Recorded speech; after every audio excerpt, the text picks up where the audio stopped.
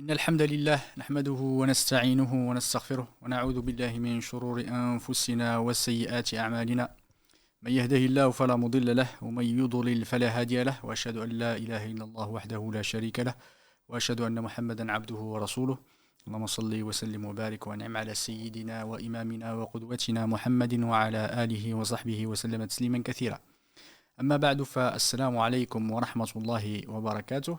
Bienvenue dans ce nouveau live alhamdoulilah, qu'on consacre à la sunna du prophète alayhi salatu wassalam. Nous sommes aujourd'hui au troisième live où nous abordons la sunna, ce qui a été rapporté de notre prophète alayhi salatu wassalam, et surtout l'histoire de l'enregistrement de la sunna. L'idée, c'est pas d'avoir des cours des cours scientifiques trop détaillés. L'idée, c'est de vous donner un aperçu sur la façon dont la sunna du prophète alayhi salatu wassalam a été transmise de génération en génération, de siècle en siècle. Et c'est dire qu'effectivement c'est un mécanisme extrêmement sophistiqué et qui a marqué, ou en tout cas qui a guidé tous ces ulama, tous ces savants, tous ces érudits dans leur façon de retenir la sunna, de la façon de la transmettre. Et ce n'était pas fait au hasard, c'est pas une façon, effectivement, on ne transmettait pas la sunna comme on souhaitait. Il y avait des règles établies, il y avait des efforts consentis, il y avait effectivement un travail extrêmement important de la part de nos ulama, et surtout les ulama du hadith. On a parlé des efforts importants dans le premier cours, de nos sahaba, radiyallahu ta'ala anhum, des compagnons du prophète, qu'Allah les agrée, et les efforts qu'ils ont entrepris pour pouvoir nous transmettre la sunna, nous transmettre la religion de façon générale, de la façon la plus fidèle possible. Et également la sunna du prophète alayhi salatu wassalam. On a vu effectivement la place de la sunna, son autorité en islam, et que c'est quelque chose qui est indéniable par consensus des ulama, consensus de ceux effectivement qu'on prend en compte. On ne parle pas des essais ça et là, ou des attaques par-ci par-là de certaines factions, de certaines personnes qui veulent saper les fondements même de notre religion, et malheureusement beaucoup tendent de l'oreille à ces avis et ces voix. Il faut être conscient de l'importance et de la sacralité de notre religion, et la sacralité de la sunna du prophète alayhi salatu wassalam, et c'est important de s'y attacher, de lui accorder l'importance qu'Allah subhanahu wa ta'ala a voulu lui accorder. Parce que c'est une révélation d'Allah subhanahu wa ta'ala, et le prophète alayhi salatu wassalam, comme je disais à chaque fois, il ne parlait pas par l'effet de la passion. Ce n'est qu'une révélation révélée, comme a dit Allah subhanahu wa ta'ala dans le Coran. Et cette sunna a été transmise par les sahaba à leurs successeurs durant le premier siècle de l'islam, et ensuite ça a été transmis à leurs successeurs effectivement des tabi'in, tabi'u tabi'in, c'est des successeurs du prophète, des compagnons du prophète alayhi salatu wassalam, et ainsi de suite. Après les efforts entrepris, alhamdoulilah, par nos sahaba et par les tabi'in, dont on avait parlé la semaine dernière, on a parlé brièvement la semaine dernière effectivement des efforts lors du premier siècle, et on a fini en présentant un des premiers ouvrages les plus importants qui a compilé la sunna du prophète alayhi salatu wassalam, qui est un livre à la fois principalement de sunna, de la sunna du prophète alayhi salatu wassalam, mais également c'est un livre de fiqh, c'est un livre de jurisprudence, qui est le Muwatta de l'imam Malik. L'imam Malik, Ibn Anas ibn Malik, qu'Allah subhanahu wa ta'ala l'agrée, et qu'Allah subhanahu wa ta'ala fasse miséricorde, c'est celui qui a fondé l'école malikite, et c'est un des premiers qui a écrit véritablement un livre ou une compilation qui s'appelle le Muwatta, et ce livre-là a été transmis, comme j'ai dit, de génération en génération. Alhamdulillah, les ulama ont y accordé une importance certaine, et aussi c'est une façon aussi de transmettre les avis de l'imam Malik rahmatullahi ta'ala alayhi. Il n'y avait pas tous les avis de l'imam Malik dans ce livre-là. Ces avis ont été rapportés aussi par ses élèves, et également ceux qui connaissent le madhab maliki, ce qu'on appelle Mudawwana, le livre Mudawwana, et d'autres livres effectivement qui nous ont transmis les avis de l'imam Malik. Parce que l'imam Malik n'a pas écrit un livre exclusivement dans le fiqh, mais c'était effectivement le Muwatta qui est considéré comme un livre de fiqh, parce que il y a l'imam Malik introduisait effectivement ses avis dans ce livre-là. Et alhamdoulilah, il nous est parvenu et ça fait partie des grands livres de l'islam. Ensuite, pendant le deuxième siècle de l'Hégire, on a vu effectivement ces efforts importants. Et ces efforts, lors effectivement du deuxième, ont été intensifiés et surtout lors du troisième siècle. Le troisième siècle de l'Hégire, quand on parle de troisième siècle de l'Hégire, c'est à partir de 200, effectivement, à partir de 201 jusqu'à 300. Et c'est à ce moment-là, c'est un moment, on va dire, c'est l'âge d'or. C'est l'âge d'or de la compilation, c'est l'âge d'or de l'écriture et des ouvrages en fait dans la sunna. Et c'est à ce moment-là qu'on a commencé réellement à écrire de vrais ouvrages organisés avec des parties, avec une vraie méthodologie. Alhamdulillah, et c'est vraiment un moment charnière, effectivement, c'est là où s'est lancée vraiment la littérature sur la sunna. Elle a été lancée auparavant, alhamdulillah, mais effectivement, c'est à ce moment-là qu'elle a vraiment débuté de façon extrêmement forte et elle a connu aussi un certain nombre d'érudits et un certain nombre de ulama extrêmement connus et aussi, il a connu aussi comment dire, la création, l'initialisation d'ouvrages, de références que tout le monde, alhamdoulilah, connaît. Que tout le monde connaît, Inch'Allah, on va en parler en détail pour que vous sachiez, alhamdoulilah, on essaiera d'aller un petit peu plus loin pour que vous sachiez quelles sont les différences entre certains ouvrages qu'on entend parfois, mais on ne sait pas ce que c'est réellement. C'est important d'avoir un peu plus de culture, on ne va pas rentrer trop dans le détail, mais une culture générale pour que vous connaissiez les différentes typologies d'ouvrages qui existent dans la sunna. Avant de commencer, effectivement, alhamdoulilah, comme on l'a annoncé dans le live, on va recommencer, alhamdoulilah, l'expérience des quiz et des questions. On va poser, Inch'Allah, une question aujourd'hui qui concerne le cours et dont la réponse a déjà été apportée. En tout cas, on en a parlé la semaine précédente, alhamdoulilah. Celui qui nous répondra pas dans le fil de discussion, mais plutôt par téléphone, Inch'Allah Ta'ala, quand on commencera la session des appels et des questions-réponses, Inch'Allah Ta'ala. La question, alhamdoulilah, c'est quelle est la personnalité ou l'érudit en islam qui est le premier à avoir commencé véritablement à écrire des ouvrages de sunna organisés, des ouvrages de sunna larges et de compiler la sunna du prophète alayhi salatu wassalam. On avait vu, alors juste pour rappel, on avait vu que l'enregistrement de la sunna, quand je parle de l'enregistrement, c'est l'écriture de la sunna, a commencé bien avant. Elle a commencé à l'époque des sahaba, des compagnons du prophète alayhi salatu wassalam. Il y avait des sahaba qui étaient connus pour l'écriture, comme Abu Sa'id al-Khudri, comme Abdullah ibn Amr ibn al-As. Il y a aussi, il y a Ali ibn Abi Talib radiyallahu ta'ala anhu, qui avait écrit effectivement une sahifa, des feuillets, Abu Bakr as-Siddiq radiyallahu ta'ala anhu, et d'autres, effectivement, qui avaient commencé déjà à écrire. Et après eux, il y a eu des sahaba, enfin, il y a eu des tabi'in également qui ont commencé à écrire. Mais véritablement, celui qui a assis effectivement la compilation, on va dire, des hadiths, c'est lui. C'est ce alim-là. Je vous demande, Inch'Allah Ta'ala, quel est son nom, le nom de ce tabi'i qui est très connu. Et certains disent que c'est le premier à avoir écrit, mais ce n'est pas effectivement... Alors, du point de vue de la complétude de ce qu'il a écrit, oui. Et surtout, on ne va pas dire l'exhaustivité, mais le périmètre extrêmement large, parce que c'est quelqu'un qui allait chercher, qui a commencé vraiment à aller regrouper, compiler tout ce qui a été rapporté du prophète sans pour autant avoir l'exhaustivité de ce qui a été rapporté du prophète. Et pour vous aider, c'était dans la réponse, c'était Omar ibn Abdel Aziz, rahimahullah ta'ala, qui lui a demandé, Omar ibn Abdel Aziz, le petit-fils de Omar ibn al-Khattab, du côté de sa maman, rahimahullah ta'ala, qui avait demandé expressément à cette personne de commencer à compiler de façon large et de façon plus exhaustive, on laisser d'exhaustivité et de commencer à écrire effectivement pour pas que la sunna du prophète commence à se perdre, parce qu'on a connu de plus en plus à ce moment-là l'avènement des gens de la passion, des gens de l'innovation, la mémorisation a commencé à faiblir un peu, sans pour autant être très forte comme maintenant. Mais alhamdoulilah, on a commencé effectivement à vouloir prévenir un risque éventuel et s'intéresser à à compiler la sunna du prophète alayhi salatu wassalam. Du coup, pour celui, alhamdoulilah, qui va nous répondre, juste pour être clair, on va lui offrir, Inch'Allah Ta'ala, il va apporter la bonne réponse, on va lui offrir ce livre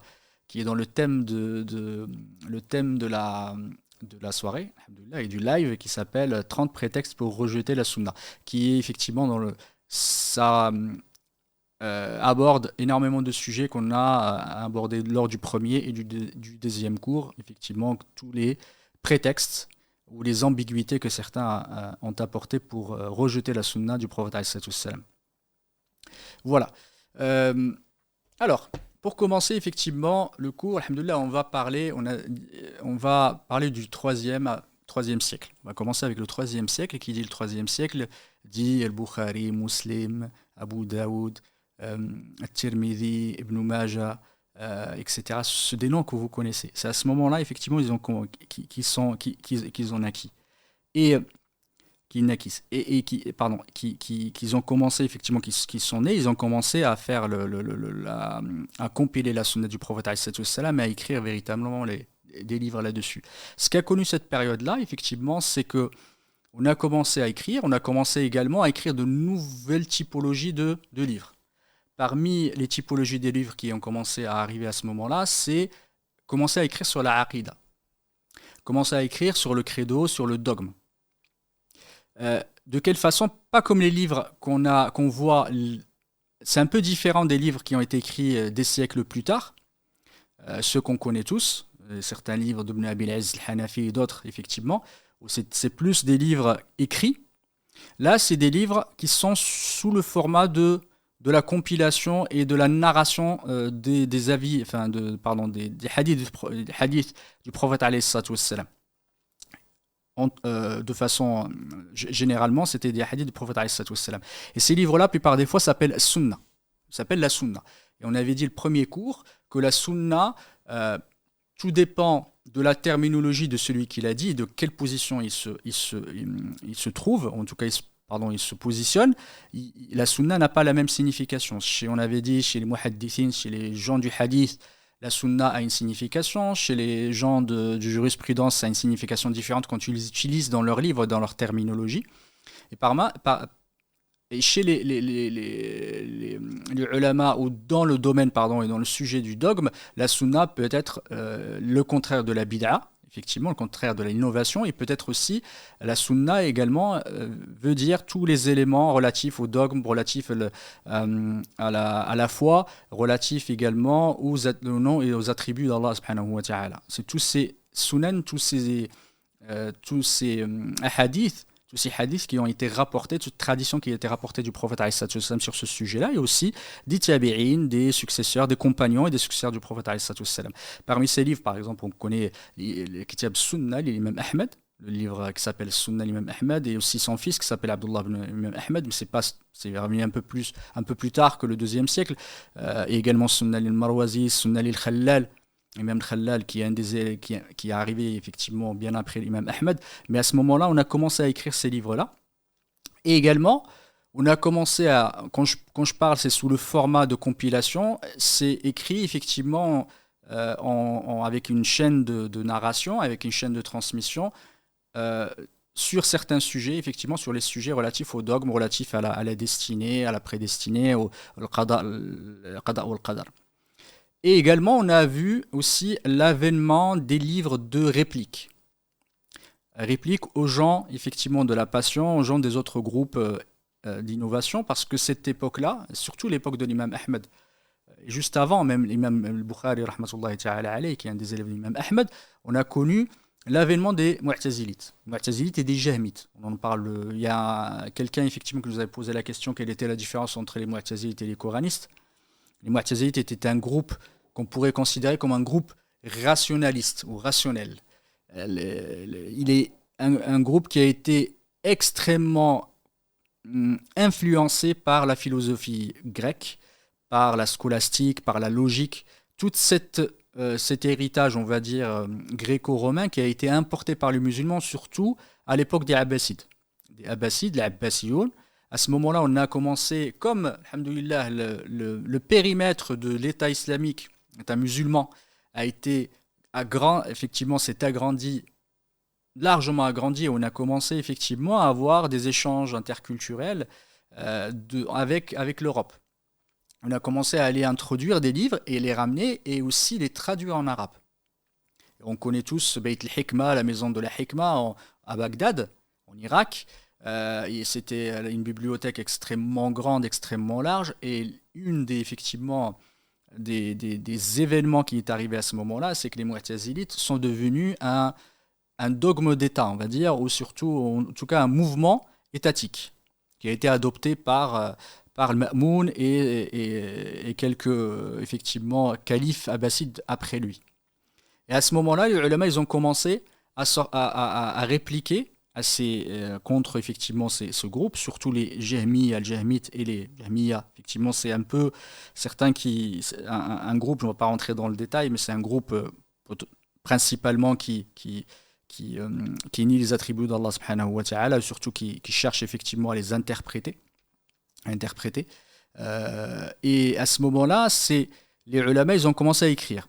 L'imam Bukhari, rahmatullahi ta'ala alayhi, a écrit Khalq Af'al al-Ibad, par exemple. Imam Darimi, rahmatullahi ta'ala alayhi, Abu Uthman ibn Sa'id Darimi, Sa'id ibn Uthman Darimi, rahmatullahi ta'ala alayhi, qui a écrit un livre qui s'appelle Ar-Radd ala al-Jahmiya, la réplique contre les Jahmites. Il a écrit aussi un livre spécifique contre le-Marisi, الرد على المريسي qui était un des têtes pensantes en fait effectivement des Jahmites contre lequel il a écrit un livre, l'imam Darimi rahmatullahi ta'ala, qui fait partie des grands ulama du hadith à ce moment-là. Et à ce moment-là, on a connu effectivement des grands ulama du hadith comme l'imam Ahmed, bien avant lui effectivement l'imam al-Awza'i, Ishaq ibn Rahawi, Yahya ibn Ma'in. On a connu effectivement des grands ulama et des muhaddithin comme Abu Zur'a al-Razi, Abu Hatim al-Razi, comme Abu Sa'id ibn Uthman al-Darimi, comme l'imam Darimi rahmatullahi ta'ala alayhi, comme j'ai dit Ishaq ibn Rahawi, et tous ceux qui ont écrit les Sunan également, qui sont nés bien après. Et on a effectivement vu apparaître des grandes pointures en fait dans la Sunna, pointures dans l'ilm hadith qui ont assis véritablement la science du hadith. On a vu effectivement ces éléments-là. On a vu aussi l'apparition de certains nouveaux ouvrages ou une façon effectivement de parler de certains sujets comme le Mukhtalaf al-Hadith, qu'on appelle Mukhtalaf al-Hadith. C'est les hadiths qui sont qui sont contradictoires d'apparence contradictoire. Ils peuvent être effectivement contradictoires et on va chercher effectivement à les réconcilier, ou sinon on va chercher effectivement à valider l'un par rapport à l'autre, ou en tout cas à choisir l'un par rapport à l'autre, selon certains critères. Parmi ceux qui ont écrit sur cette thématique, l'imam Ibn Qutayba rahmatullahi ta'ala alayhi, Ta'wil Mukhtalaf al-Hadith, c'est l'interprétation des hadiths divergents. C'est sur la divergence des hadiths entre eux. Il y a également l'imam Shafi'i rahmatullahi ta'ala alayhi qui a écrit Ikhtilaf al-Hadith, ou Mukhtalaf al-Hadith, il me semble que c'est Ikhtilaf al-Hadith, la divergence dans les hadiths. C'est l'un des premiers à avoir écrit. Je pense que c'est le premier, Allahu a'lam, qui avait écrit sur cette thématique-là précisément. On a connu aussi l'apparition des livres sur les ilal. Les ilal, c'est les vices cachés. On avait parlé la dernière fois. Qu'est-ce qu'un vice caché? Chez les muhaddithin, chez les ulama du hadith, l'illa en arabe étant une maladie. C'est une maladie mais qui est cachée. On ne la voit pas. On voit la chaîne de transmission. Elle a une apparence de véracité, une apparence d'authenticité, mais en creusant un petit peu plus, on va retrouver certains défauts, certains vices cachés. Et les ulama, ils ont commencé à écrire comme Imam Ibn Madini rahmatullahi ta'ala alayhi, qui a écrit l'ilal ou l'ilal ibn Abi Hatim, et d'autres, il y en a après qui ont commencé à écrire sur ce sujet-là, sujet de l'ilal. L'ilal, de façon générale, à l'époque, l'ilal, c'était tout ce qui va tout ce qui va amoindrir l'authenticité d'un hadith, ou l'applicabilité ou l'acceptation d'un hadith, à cause de quelque chose, il y a une cause racine effectivement qui va venir amoindrir son authenticité. Alhamdulillah, à ce moment-là, on a vu apparaître ces compilations importantes, et parmi les ulama qui ont marqué cette époque, c'est l'imam Ahmed. rahmatullahi ta'ala alayhi. C'est l'imam Ahmed. Et avant de parler de l'imam Ahmed, je voulais parler aussi de l'imam Shafi'i. L'imam Shafi'i, rahmatullahi ta'ala alayhi, qui effectivement est né le 2e siècle de l'Hégire. Et l'imam Shafi'i, rahmatullahi ta'ala alayhi, est le maître de l'imam Ahmed. Il fait partie effectivement des maîtres de l'imam Ahmed, qui lui ont transmis la sunna. Et l'imam Shafi'i, rahmatullahi ta'ala alayhi, a une force. Et d'ailleurs, quand on regarde quand on revient effectivement à notre sujet de réfutation de la sunna et de la mise en cause de la sunna, la plupart de ces gens-là, et beaucoup d'orientalistes d'ailleurs, qui ont commencé à avoir un regard critique sur l'islam, ils se sont attaqués à certaines personnalités. Et parmi ces personnalités, l'imam Shafi'i. Avant ça, il s'attaque beaucoup à l'imam Abu Huraira, radiyallahu ta'ala anhu. Comme vous voyez, beaucoup s'attaquent à Abu Huraira en disant que c'est quelqu'un qui, effectivement, ne faisait pas la différence entre ce qui était de la sunna du prophète, alayhi salatu wassalam. Ils prétendent, je dis bien, ils prétendent qu'il ne faisait pas la différence entre la sunna du prophète, alayhi salatu wassalam, et des paroles des gens du livre. Et qu'il mélangeait effectivement, qu'il a introduit beaucoup des paroles des gens de livre dans la sunna du prophète, alayhi salatu wassalam. Ce qui est faux. Ce qui est faux en regardant, effectivement, c'est faux. Mais c'est une façon d'attaquer, parce que quand on attaque, on va attaquer certaines personnes extrêmement connues. Et d'ailleurs, c'est une sunna d'Allah subhanahu wa ta'ala, on va dire, je ne vais pas dire que c'est une règle. Quand vous voyez les ennemis certains ennemis de l'islam s'attaquer à quelqu'un, c'est que directement, vous en déduisez que c'est quelqu'un d'extrêmement important. Parce qu'il faut commencer on ne va pas commencer par quelqu'un qu'on ne connaît pas, qui n'a aucune importance, que personne ne connaît. Parce que sinon, ça n'a pas d'intérêt pour les gens. Et pour inciter, en tout cas, à amener les gens à commencer à mettre en doute la sunna du prophète et la religion, on va s'attaquer à des figures importantes. Et la première figure à laquelle on s'attaque, ces gens-là, effectivement, qui remettent en cause la sunna du prophète, c'est Abu Huraira. Ils disent Abu Huraira, radiyallahu ta'ala anhu, il a rapporté 5000 hadiths. Comment ça se fait? Pendant effectivement quelques années, il a pu emmagasiner autant de hadiths. 5000 hadiths, c'est beaucoup, effectivement. On ne peut pas faire la différence entre ce qui est authentique et pas authentique, parce qu'un tel nombre de hadiths est impossible, effectivement, à retenir. Et des ulama, alhamdoulilah, après on va le voir, Inch'Allah, ils ont retenu beaucoup plus que ça, beaucoup plus. Et Abu Huraira, radiyallahu ta'ala anhu, il faut comprendre qu'il se consacrait à la sunna du prophète, il se consacrait à accompagner le prophète, c'était son seul, on va dire, son occupation première, c'était ça. On va dire, alhamdoulilah, il mange, il boit, etc. Mais ça faisait partie c'est l'un des sahaba qui a le plus rapporté du prophète, comme on avait dit le cours d'avant.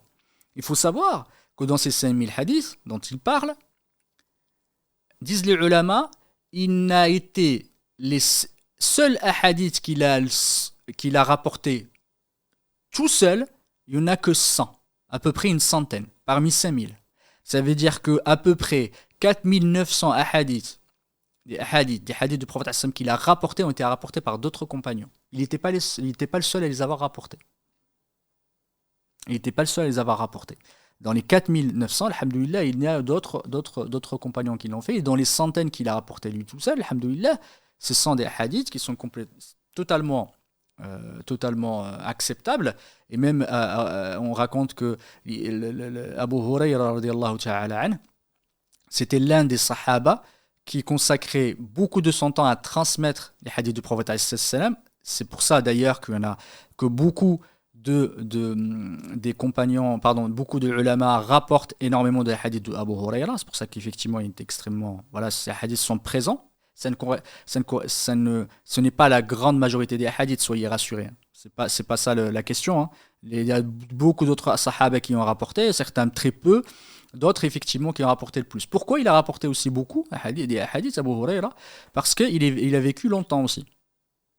Et il a vécu aussi à un moment où les gens ils ont commencé à avoir de plus en plus besoin de transmettre, en tout cas d'avoir la sunna du prophète Abu Bakr ou radiyallahu ta'ala anhu ou Omar qui sont décédés très tôt, ils n'ont pas eu le temps de transmettre la sunna du prophète parce que la transmission elle va pas se faire auprès des effectivement ils transmettent auprès des autres sahaba, mais la plupart de la transmission s'est faite avec les tabi'in, avec les successeurs, pour transmettre la sunna du prophète alayhi salatu wassalam. Du coup, Abu Huraira, il a eu beaucoup de temps effectivement à le faire. Il y voyait quelque chose, une vertu, il y voyait une importance, grande importance. Du coup, il consacrait des heures entières à transmettre la sunna du prophète alayhi salatu wassalam au sein même de la mosquée du prophète alayhi salatu wassalam. Du, du prophète béni. Et parfois, il se mettait juste à côté effectivement de l'appartement de Aïcha, qu'Allah subhanahu wa ta'ala l'agrée, al-Mu'minin, la mère des croyants, et il se mettait là, et quand il a fini, il demandait à Aïcha radiallahu ta'ala anha, il lui disait, est-ce que j'ai dit quelque chose qui n'allait pas? Est-ce que j'ai dit quelque chose que le prophète alayhi sallam n'a pas dit? Elle lui a dit non. La seule chose effectivement que, entre guillemets, qu'elle lui reprochait, c'était le fait d'avoir consacré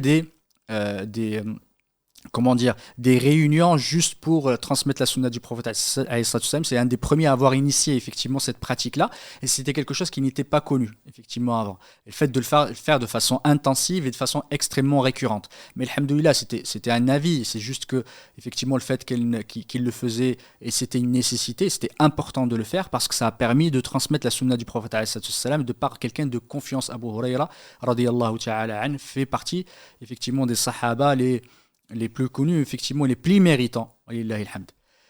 Et Abu Hurairah radiallahu ta'ala an, il était connu pour sa maîtrise et il était connu pour sa mémoire aussi. C'était extrêmement important. C'est pour ça qu'effectivement Abu Hurairah se fait attaquer, mais ces attaques sont viles et ces attaques n'ont pas vraiment de fondement. Quand on essaie de creuser un peu, on trouve que ça n'a pas beaucoup d'importance.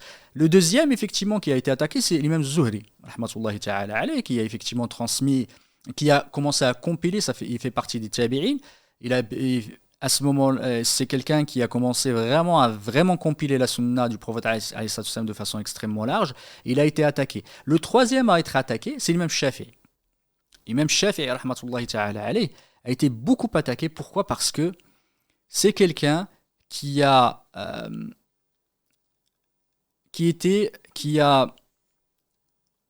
véritablement associer la sunna avec le fiqh, avec la jurisprudence, avec un mariage, on va dire, d'une excellente façon. Et c'est comme quelqu'un qui sait effectivement commencer avant, disent les ulama, avant Shafi'i, la voie des al-ra'i, les gens qui se basaient beaucoup sur les opinions, qui ont commencé effectivement à mettre en place un argumentaire plutôt rationnel plutôt que de revenir à la sunna du prophète aux sources originelles. Il est venu, il les a contrecarrés. Et il a écrit, c'est un des premiers à avoir écrit dans beaucoup de domaines. Alors il n'y a qu'à écrire dans tous les domaines. C'est par exemple, Imam Shafi'i, rahmatullahi ta'ala alayhi, il a écrit Risala, le livre Risala, qui était le premier livre dans les fondements de la jurisprudence, dans la terminologie et dans les règles de jurisprudence. C'est un livre extrêmement riche et qui démontre sa grande intelligence et sa grande maîtrise à la fois de la sunna et également de le fiqh. Et c'est là où il a commencé effectivement à répliquer aux mu'tazilites, à répliquer à certains avis, à certaines tendances qui ont commencé à rejeter la sunna du prophète alayhi salatu wassalam. Et il a vraiment apporté des arguments extrêmement forts parce que c'était quelqu'un de très intelligent, et avec un esprit de synthèse important et une grande mémoire. On rapporte de lui, effectivement, parfois, quand il lisait un livre, il avait une grande mémoire. Ce qu'il faisait, c'est qu'il couvrait la feuille, effectivement, la feuille gauche pour pas la prendre avant la feuille droite. Il avait une mémoire photographique importante. Et également, alhamdoulilah, il a écrit dans d'autres livres, dans d'autres, effectivement, domaines, comme le fiqh, comme la jurisprudence en elle-même. C'est le seul, des ulama de jurisprudence, des fondateurs, on va dire, des écoles de jurisprudence qui sont restées aujourd'hui, qui a écrit un véritable livre de jurisprudence qui nous a été rapporté jusqu'à aujourd'hui, qui s'appelle la mère, entre guillemets, qui est un livre de jurisprudence avec tout, effectivement, qui recense toutes les parties, tous les chapitres relatifs à la jurisprudence au fiqh. Il a écrit Ikhtilaf al-Hadith, il a écrit d'autres livres, effectivement, et ça a permis même Shafi'i, rahmatullahi ta'ala alayhi. Je disais également que faisait partie des maîtres de l'imam Ahmed, et également l'élève, il était l'élève de l'imam Malik.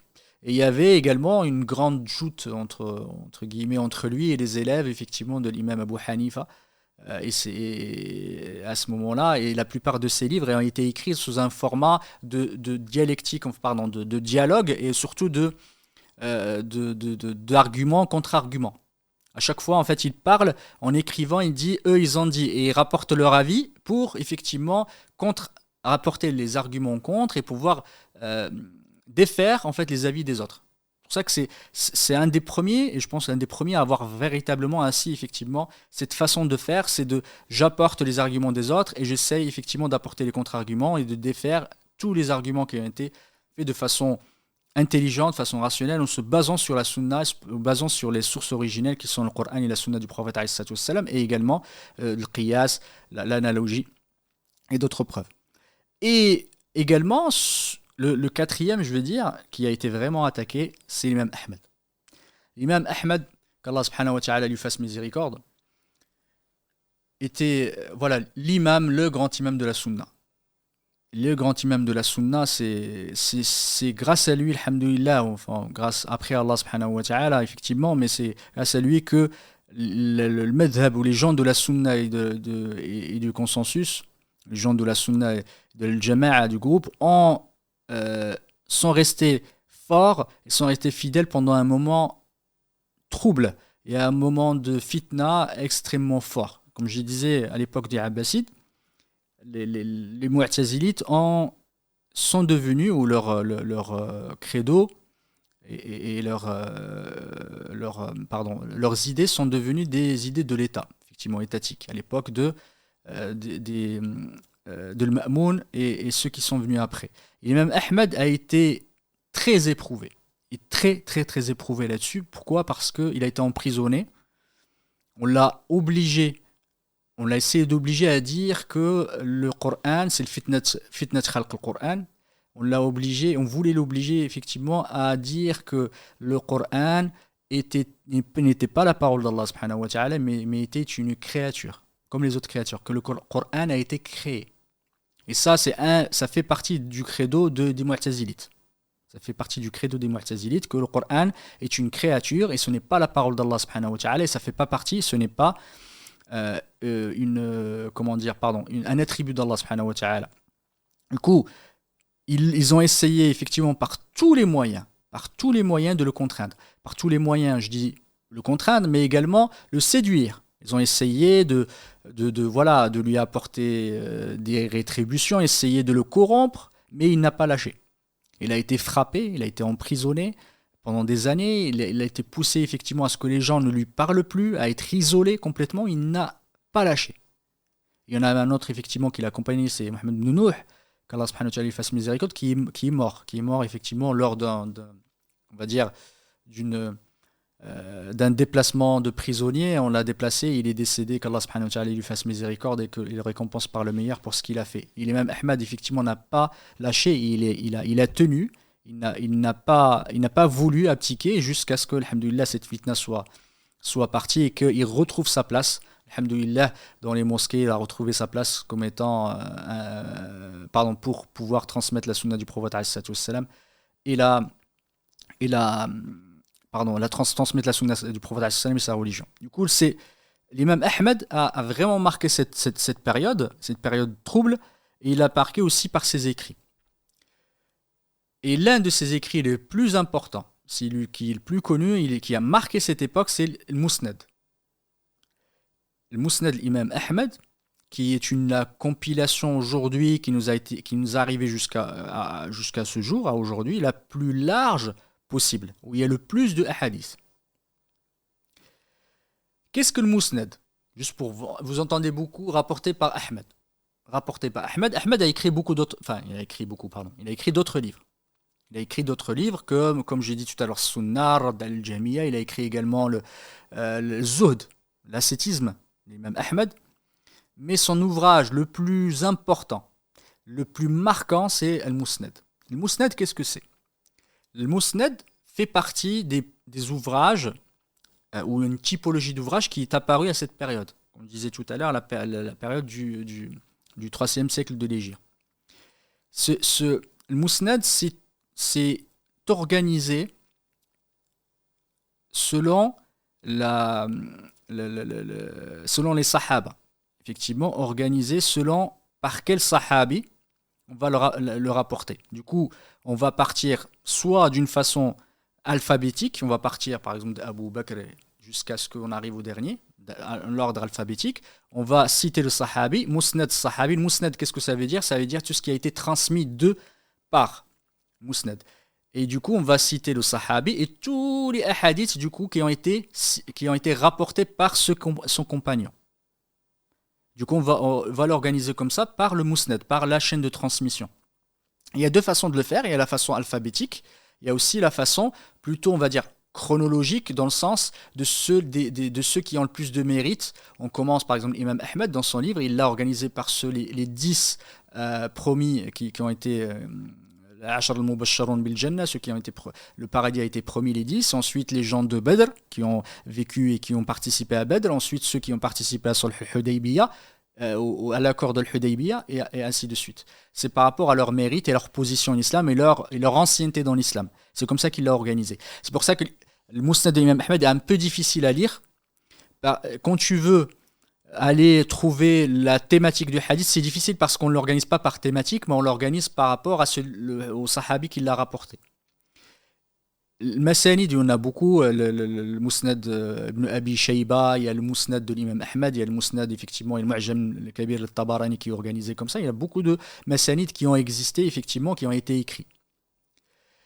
Le Musnad de l'imam Ahmed, comme j'ai dit tout à l'heure, fait partie des livres les plus larges qui nous est parvenu aujourd'hui, parce que son auteur était un mémorisateur de hadith hors pair. Il racontait effectivement que l'imam Ahmed connaissait 1 million de hadiths. Alf hadith. 1 million, 1000 fois 1000 hadiths. Vous allez me dire c'est beaucoup.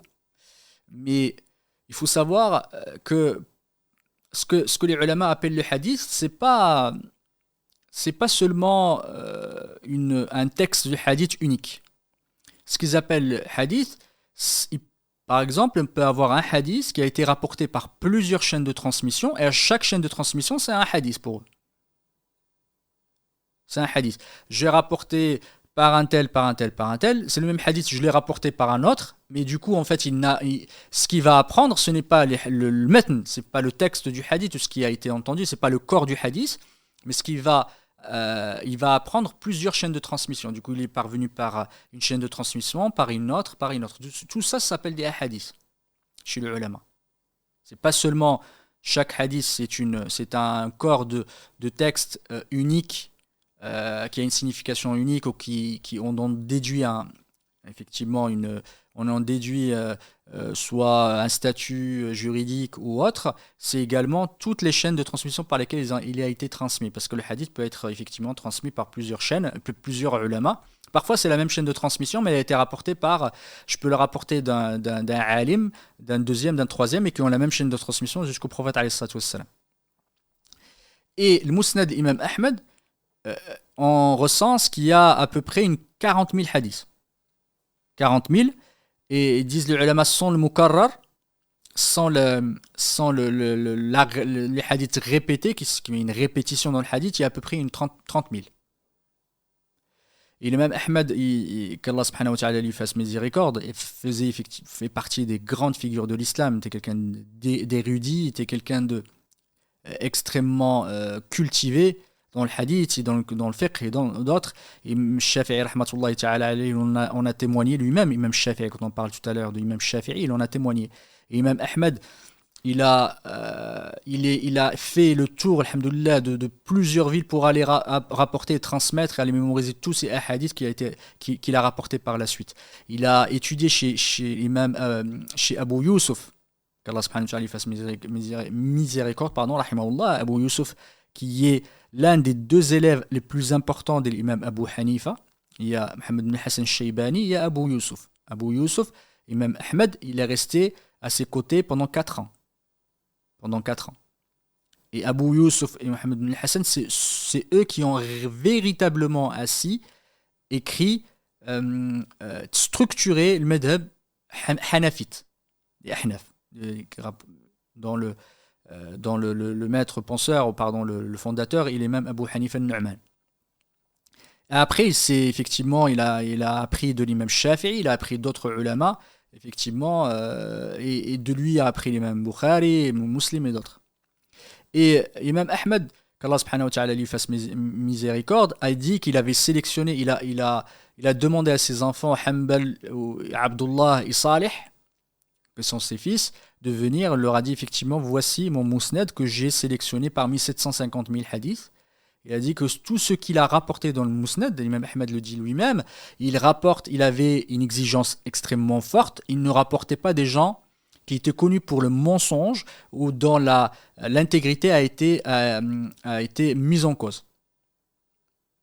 Certains ulama disent qu'il n'y a pas de hadith mawdou' dont on a parlé la semaine dernière, qui est mensonger dans le livre de l'imam Ahmed. Alors, certains disent oui, certains disent non, comme Imam al-Jawzi dit qu'il y en a certains, des hadiths, mais si je suis effectivement ce que dit l'imam Ibn Taymiyyah rahmatullahi ta'ala alayhi, il dit effectivement, si tu vois même le livre, le Musnad de l'imam Ahmed, qui contient 40 000 hadiths, à peu près, il a dit, si on regarde, il n'y en a pas aucun dont le rapporteur a été accusé de mensonge, qui est un menteur. Ça veut dire que ce n'est pas vraiment quelque chose qu'un hadith, aucun hadith n'a été rapporté dont l'auteur a prémédité le mensonge, mais il contient quand même des hadiths qui ont été rapportés dont les ulama ont dit que c'était des hadiths qui n'ont aucune origine, ou effectivement des hadiths qui étaient mawdou'a. Et l'imam Ahmed il dit qu'il y en a l'imam al-Hafid ibn Hajar rahmatullahi ta'ala alayhi, il dit qu'il y en a à peu près 3 ou 4. Il y a des hadiths vraiment, effectivement, qui sont mensongers, parmi lesquels un hadith qui a été rapporté de Aïcha et d'autres, et qui disait que Abdurrahman ibn Auf, le prophète aurait dit, effectivement, que Abdurrahman ibn Auf allait rentrer au paradis en rampant. Et ça, c'est un hadith, les ulama tous disent qu'effectivement, c'est un hadith qui est mawdou', qui est matrouk, effectivement, c'est un mensonge, et que ce hadith-là n'est pas plus que faible, il n'a pas d'origine. C'est un mensonge. Du coup, ce hadith-là, c'est un des seuls, il a dit 3 ou 4, et il dit également que l'imam Ahmed avait demandé effectivement à ce que ce hadith soit rayé de son livre, mais ça n'a pas été fait effectivement par ceux qui ont rapporté le Mousnad de lui. En parlant de Massanid, effectivement, on va parler aussi de cette époque-là. Cette époque-là aussi est né l'imam Bukhari, rahmatullahi ta'ala alayhi, qui est né en 194 de l'Hégire, il me semble, si ma mémoire est bonne, et qui a écrit l'un des livres les plus connus, qui est le Jami' al-Sahih al-Musnad al-Mukhtasar, qui est Sahih al-Bukhari, que vous connaissez tous, tout le monde connaît Sahih al-Bukhari. Parce que quelqu'un qui est musulman ne connaît pas Bukhari.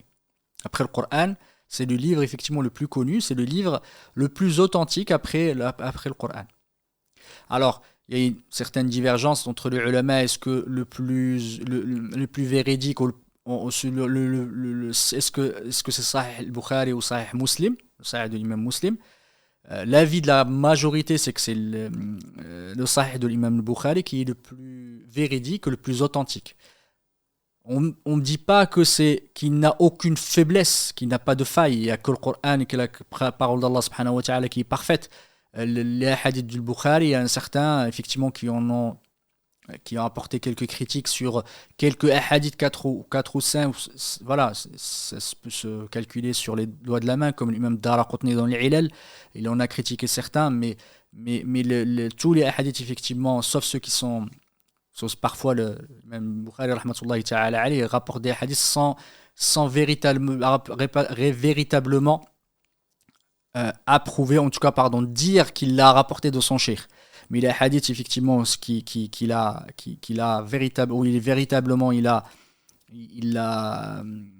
déclaré, de les avoir rapportés de son cheikh ou de son maître, sont des hadiths qui sont authentiques chez la très très très grande, tous ces hadiths-là sont authentiques chez la très grande majorité des ulama, et même les hadiths de Bukhari, de Sahih al-Bukhari, où parfois il omet, il dit qala, ou il dit yurwa, ça veut dire qu'il y a une sorte de conditionnel quand il rapporte, en tout cas il utilise le verbe qui permet de rapporter le hadith.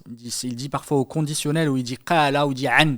Effectivement, tous ces hadiths-là ont été rapportés avec une chaîne de transmission qui est liée, qui est une chaîne de transmission authentique, avec sans coupure par d'autres ulama.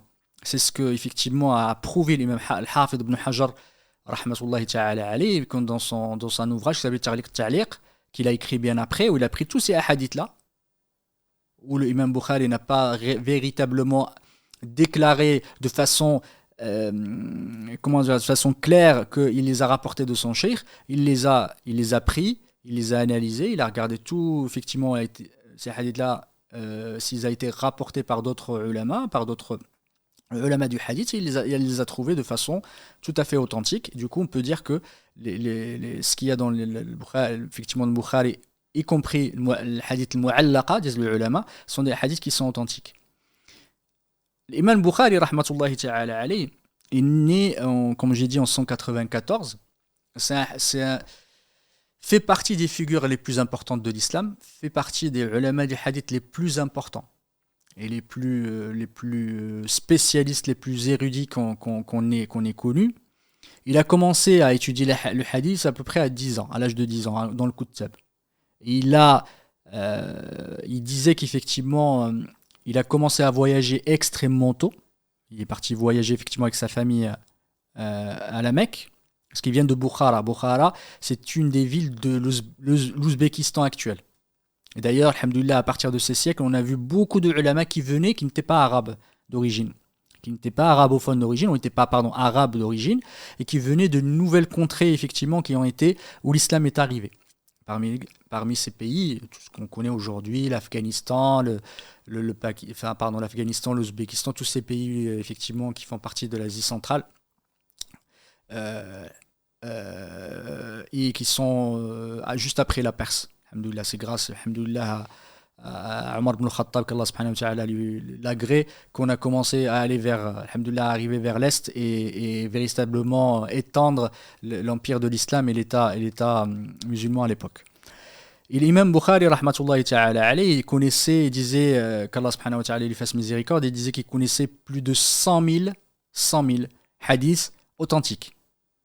100 000 hadiths authentiques. Parmi 200 000. Il connaissait 200 000 hadiths, et parmi ces hadiths, il en avait 100 000. Je reviens, effectivement, il n'y a pas 100 000 hadiths authentiques dans l'islam. Il y en a effectivement avec des textes, comme je dis, uniques. Mais c'est plutôt, comme je vous ai dit tout à l'heure, quand j'ai parlé de l'imam Ahmad qui connaissait 1 million de hadiths, c'est que chaque hadith avec une chaîne de transmission différente, même si c'est le même hadith, c'est le même texte, les mêmes mots, s'il est rapporté par plusieurs chaîne de transmission, on va appeler chaque chaîne de transmission un hadith. Tu peux avoir un hadith rapporté de 10 façons différentes, de 20 façons différentes, et on va dans la terminologie du hadith, on va appeler chacun, on va appeler un hadith. Ça veut dire qu'il y en a 20, alors que c'est le même texte. C'est le même texte.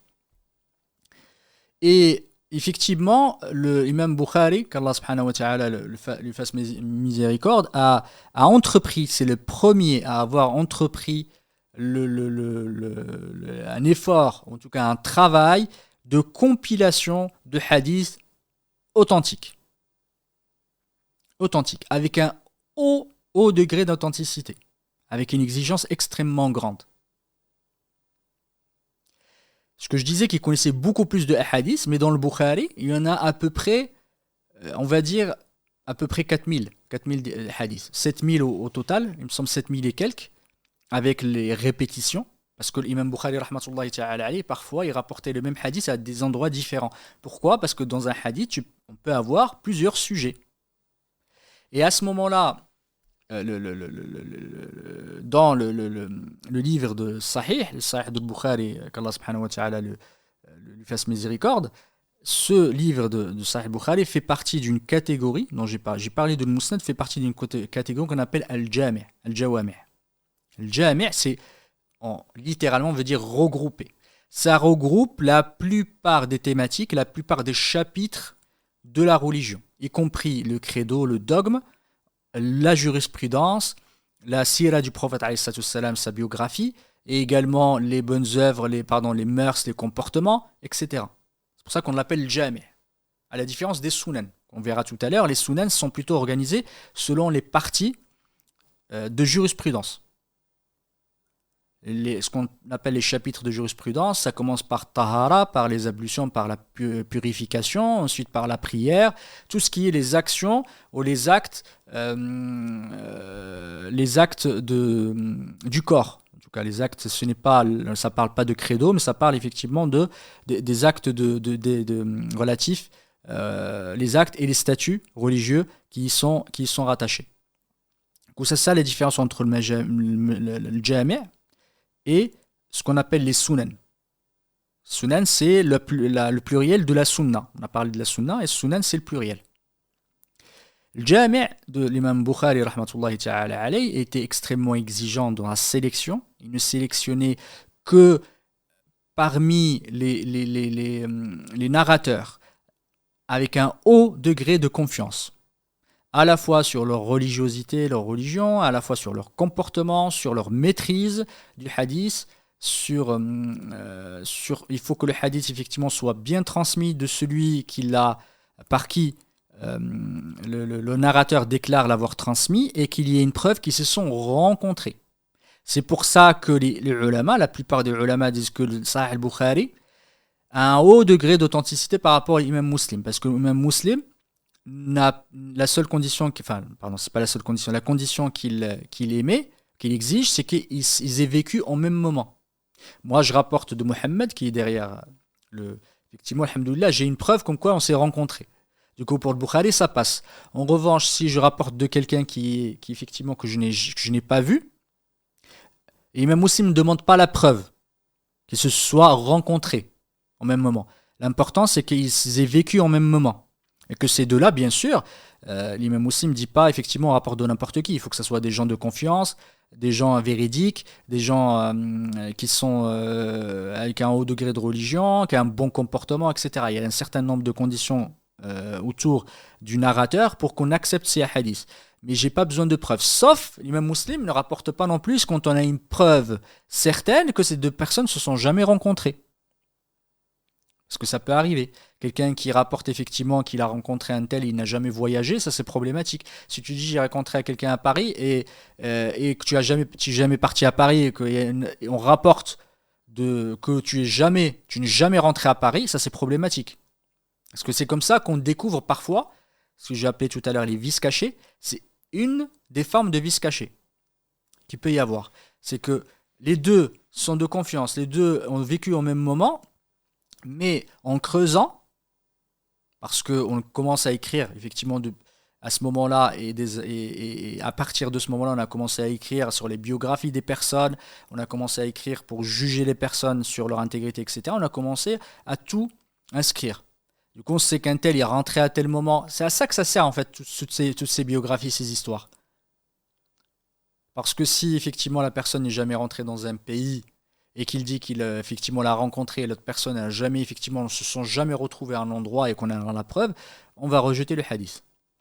Que ce soit chez l'imam Muslim ou l'imam Ahmed ou d'autres ulama du hadith de façon générale.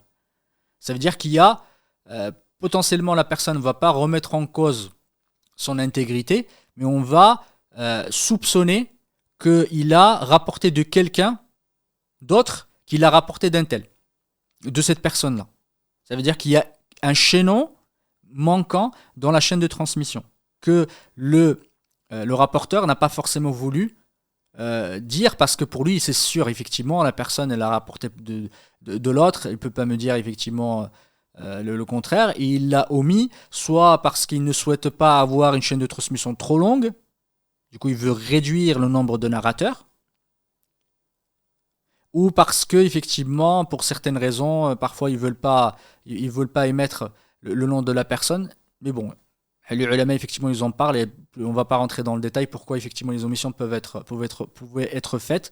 Et certains ulama qui étaient connus par exemple pour tadlis, ce qu'on appelle tadlis, s'ils disaient an, ils ne disaient pas forcément je l'ai rapporté d'un tel, mais ils disaient effectivement an, mais il y a quelqu'un entre les deux.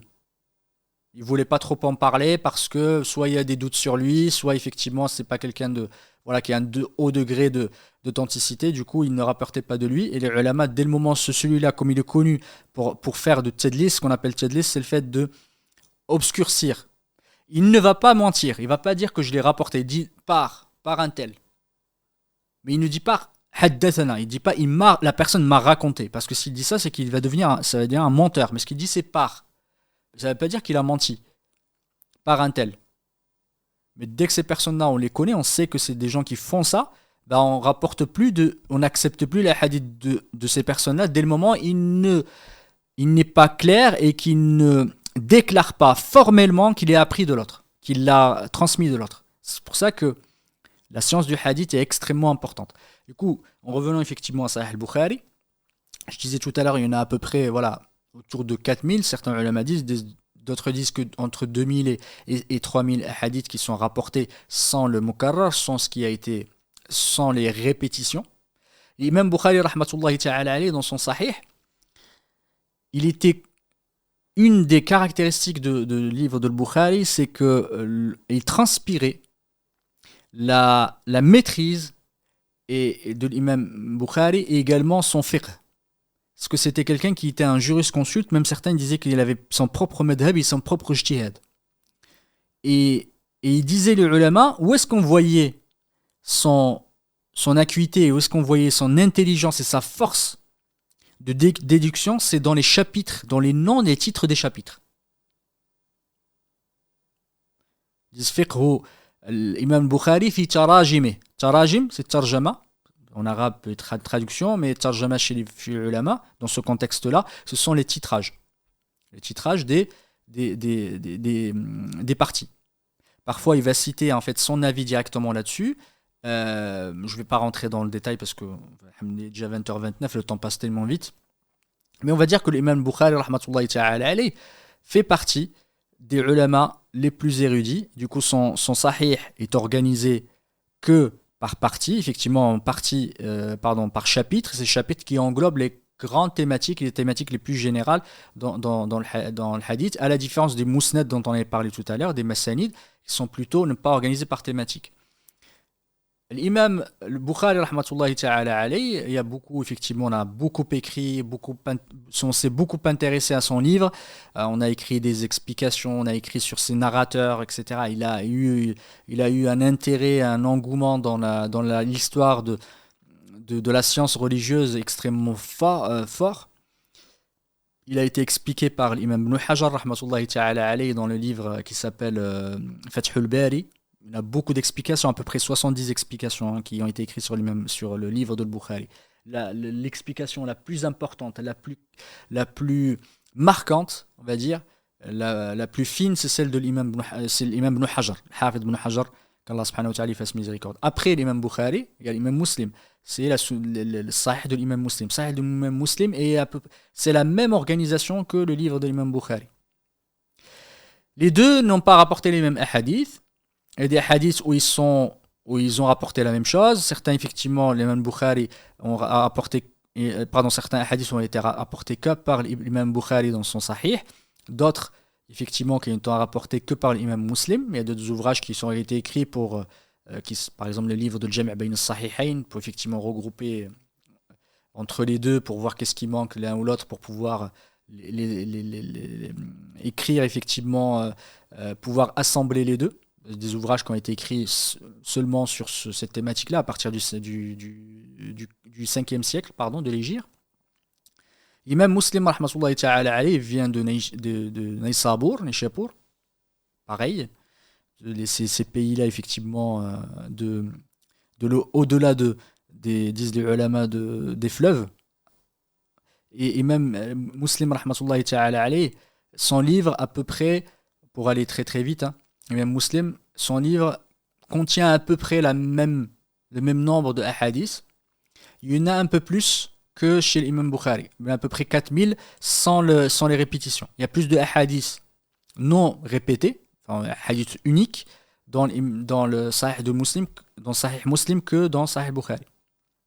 L'imam Bukhari, effectivement, Imam Bukhari a un degré beaucoup plus fort, il a rapporté des hadiths qui n'ont pas été, pardon, il a rapporté des hadiths de narrateurs que n'acceptaient pas l'imam Muslim et vice-versa. Et ces deux livres sont les livres les plus authentiques après le Coran, après la parole d'Allah subhanahu wa ta'ala, selon la très très grande majorité des ulama. Il n'y a pas on va dire, il n'y a pas trop de doute là-dessus. Alhamdulillah, on connaît quand on dit Rawa al-Bukhari, Rawa al-Muslim, Rawa al-Shaykhan, il a été rapporté par les deux, le Bukhari et Muslim, c'est une preuve d'authenticité. Ensuite, il y a les livres de Sunan. Les livres de Sunan, les Sunan sont plutôt, comme j'ai dit, organisés par les thématiques de jurisprudence, de l'fiqh. Les ulama commencent par celui de l'imam Sunan Abi Daoud. Sunan Abi Daoud, qu'Allah subhanahu wa ta'ala lui fasse miséricorde, est né à peu près, ils sont tous nés dans la même époque. Les livres de Sunan, les kutub, ce qu'on appelle le kutub al-arba'a, il y a le kutub sitta, les 6 livres, qui sont les livres de l'imam Bukhari, l'authentique de l'imam Bukhari, l'authentique de l'imam Muslim, le Sunan de Abu Daoud, Sunan Tirmidhi, on en parlait tout à l'heure, mais Tirmidhi et Sunan Nasa'i et Sunan Ibn Majah. C'est les 6 livres. Et ça, les 4, ce sont les 4, tous ces 6-là, pardon, ces ulama sont tous nés à peu près à la même époque. À quelques années près, sont nés. Effectivement, qui sont nés en 204, 206. Le plus ancien, on va dire, pardon, le plus ancien, c'est l'imam Bukhari, 194. Mais après, ils sont nés juste après, au début du 3e siècle de l'Hégire. Sunan Abu Daoud, qu'Allah subhanahu wa ta'ala lui fasse miséricorde, qui est né en 202 de l'Hégire, son livre contient à la fois du sahih, mais contient aussi du faible. Mais Abu Daoud, rahmatullahi ta'ala alayhi, il disait que s'il rapportait un hadith, et que ce hadith-là est faible, très faible, ou qu'il a effectivement une critique extrêmement forte, il va le dire. Il le dit dans son hadith. Mais les ulama, pourquoi ils le mettent juste après le sahihain, après les livres authentiques? Parce qu'il y a du da'if dedans, il y a des hadiths qui sont faibles, il y a des hadiths également qui peuvent être extrêmement faibles, très très faibles, mais il n'y a pas que du sahih dedans. Ça, c'est le sunan de l'imam Abu Daoud, qu'Allah subhanahu wa ta'ala lui fasse miséricorde, un des élèves de l'imam Ahmed également.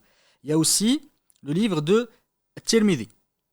Le livre de Tirmidhi qui s'appelle Jami' Sunan al-Kabir, et également le Jami' Tirmidhi, parce qu'il est construit de la même façon que les livres de l'imam de Bukhari et de Muslim. Même si on l'appelle Sunan, mais son nom, ce n'est pas véritablement Sunan, c'est Al-Jami'. Al-Jami' al-Kabir, les Tirmidhi. C'est le Jami', ça veut dire qu'il regroupe, il n'y a pas que les thématiques ou les chapitres de jurisprudence, mais il y a des chapitres beaucoup plus larges relatifs au dogme, au credo, au comportement, à la sira, comme j'ai dit tout à l'heure. Que le Tirmidhi vient juste après. L'imam Tirmidhi, rahmatullahi ta'ala alayhi, fait partie des grands ulama du hadith, qui est né à Tirmidh, et Abu Isa Tirmidhi, rahmatullahi ta'ala alayhi, fait partie des grands ulama du hadith, et fait partie effectivement des gens qui ont compilé le hadith à ce moment-là. Et son livre, à la fois, il y a du hadith qui sont authentiques, d'autres qui sont le Hassan, et Tirmidhi, rahmatullahi ta'ala alayhi, c'est un des premiers à avoir utilisé le plus possible la notion de hadith al-Hassan. Al-hadith al-Hassan. Ça a été utilisé par-ci, par-là, par les ulama, mais celui qui a vraiment assis cette notion-là, c'est l'imam Tirmidhi. Et qu'est-ce qu'est le hadith al-Hassan? Le hadith al-Hassan fait partie du périmètre ou du champ des hadiths qui sont acceptables. Ça veut dire que ce sont des preuves, c'est juste que le hadith al-Hassan, il a un degré moindre que celui de Sahih. Le hadith al-Hassan, c'est soit du point de vue du rapporteur, c'est un rapporteur qui est quelqu'un qui est véridique, quelqu'un de confiance. En revanche, sur sa maîtrise est peu moindre, effectivement, il y a quelques doutes là-dessus, ou en tout cas on ne va pas dire critiques, mais il est plutôt faible. C'est pas quelqu'un qui maîtrise de façon extrêmement élevée, ou sinon ça peut être également où il y a quelques faiblesses, mais c'est pas des faiblesses fortes du hadith. C'est pas des faiblesses, c'est des faiblesses qui peuvent être corrigées parce que ce hadith a été rapporté par d'autres. Et c'est ce qu'on appelle al-Hassan li ghayri. Et le Hassan li dhati, c'est-à-dire que le Hassan tout seul, ça veut dire que le Hassan par lui-même, il n'y a pas besoin qui est d'autres hadiths qui le confortent. Et l'autre partie, c'est ce qu'on appelle Hassan li ghayri, c'est qu'en lui-même il est faible, mais avec une faiblesse qui n'est pas forte. C'est pas un hadith qui est mawdou', c'est juste parce qu'il y a un qita' quelque part, effectivement une coupure dans la chaîne de transmission, une faiblesse, etc., qui n'est pas extrêmement forte. Mais il y a d'autres hadiths avec des chaînes de transmission différentes qui vont venir le conforter, le renforcer pour qu'il devienne Hassan li ghayri. Parce qu'il est da'if tout seul, mais en étant avec les autres, il se renforce. Et lui, effectivement, a assis et il a utilisé beaucoup, et on entend par exemple Hassanahu Tirmidhi, Qala Tirmidhi Hassanun Gharib, etc. Et même Tirmidhi, c'est un hadith, effectivement, à la fois, il y a du sahih, il y a du da'if, il y a des hadiths qui sont faibles, d'autres qui sont authentiques, mais il s'est quand même engagé, effectivement, à ne pas rapporter des choses qui sont extrêmement faibles dans son sahih, et s'il les transmet, il le dit quand il a effectivement un doute sur sa faiblesse extrêmement forte. Après, il y a le Sunan d'Ibn Majah. Sunan d'Ibn Majah, il en a écrit deux. Il y a Sunan al-Kabir, Sunan al-Kubra, et après il y a Sunan al-Mujtaba, Sunan al-Sughra. Sunan al-Kubra est beaucoup plus grand et beaucoup plus large. Et on dit qu'il est parti, il a voyagé depuis l'Égypte et il est arrivé effectivement à une ville qui s'appelle Mourra. Et le prince de cette ville-là lui a demandé est-ce que dans tout ton livre Sunan Kabir, il n'y a que des hadiths qui sont authentiques. Il a dit non. Il a dit à ce moment-là, est-ce que tu pourrais m'en écrire? Du coup, il a fait une sélection, il a sélectionné que ce qui était authentique. Du coup, le livre d'Ibn Majah fait partie des livres les plus authentiques. Le petit, pardon, le Mujtaba, qui est connu, le Sunan Sughra, la petite Sunan, on va dire. Il n'a rentré dedans, il n'a compilé dedans que ce qui était authentique pour lui. Et après, il y a celui d'Ibn Majah, le livre d'Ibn Majah, qui est le plus faible. Pardon, Ibn Majah n'étant pas le plus faible parmi les ulama du hadith, ce n'est pas ça dont je parle, c'est son livre étant le plus faible par rapport aux autres. Parce qu'il y a beaucoup plus de hadiths qui étaient faibles, et certains ulama, le premier à l'avoir rentré dans le Kutub Sitta, avoir dit effectivement, c'est Abu Tahir, qu'Allah subhanahu wa ta'ala lui fasse miséricorde, c'est lui qui l'a rentré. Mais à une époque, il y avait une querelle ou une divergence. Est-ce que le 6e livre, c'était le livre de l'Muwatta de l'imam Malik ou celui d'Ibn Majah? Mais maintenant, ce qui est le plus courant aujourd'hui, c'est que le 6e livre, c'est celui de Ibn Majah, qu'Allah subhanahu wa ta'ala lui fasse miséricorde. Voilà, on a fait un peu le tour de ces ouvrages, alhamdoulilah, qui ont été connus à cette époque-là du 3e siècle. C'est les livres de Sunan, et c'est des livres effectivement qui contiennent à la fois des avis des Sunan les hadiths du prophète alayhi salatu wassalam, et également les Sunan des Sahaba, ce qui a été rapporté des Sahaba, également les avis de ces ulama-là qui ont commencé à donner des avis sur l'authenticité des hadiths, sur le jugement qu'ils avaient des hadiths, et également des avis de jurisprudence également sur le fiqh, sur la compréhension des hadiths, etc. Sans pour autant que ce soit des livres d'explication de hadiths, c'est plutôt des livres de compilation et des livres de narration des hadiths. Voilà, alhamdoulilah, on va s'arrêter là parce que c'est extrêmement long, il y a toujours beaucoup de choses à dire, mais c'est ce qui a marqué cette époque-là, entre le 3e et le 4e siècle de l'Hégire. Wa illahi alhamd. Salam alaikum, Wa alaykum salam wa rahmatullah. Mohamed, barakallahu fik pour toutes ces informations très enrichissantes, barakallahu fik, et remercie notamment nos frères et nos sœurs qui nous suivent, même si ils sont un peu moins nombreux ce soir. Je pense que les vacances ont débuté, et puis la chaleur, alhamdoulilah. Mais il y a au moins 200 personnes qui sont toujours présentes et on les remercie infiniment pour leur fidélité. Il n'y a pas énormément de questions. Je voulais juste savoir, Mohamed, si tu pouvais reposer la question pour gagner le livre.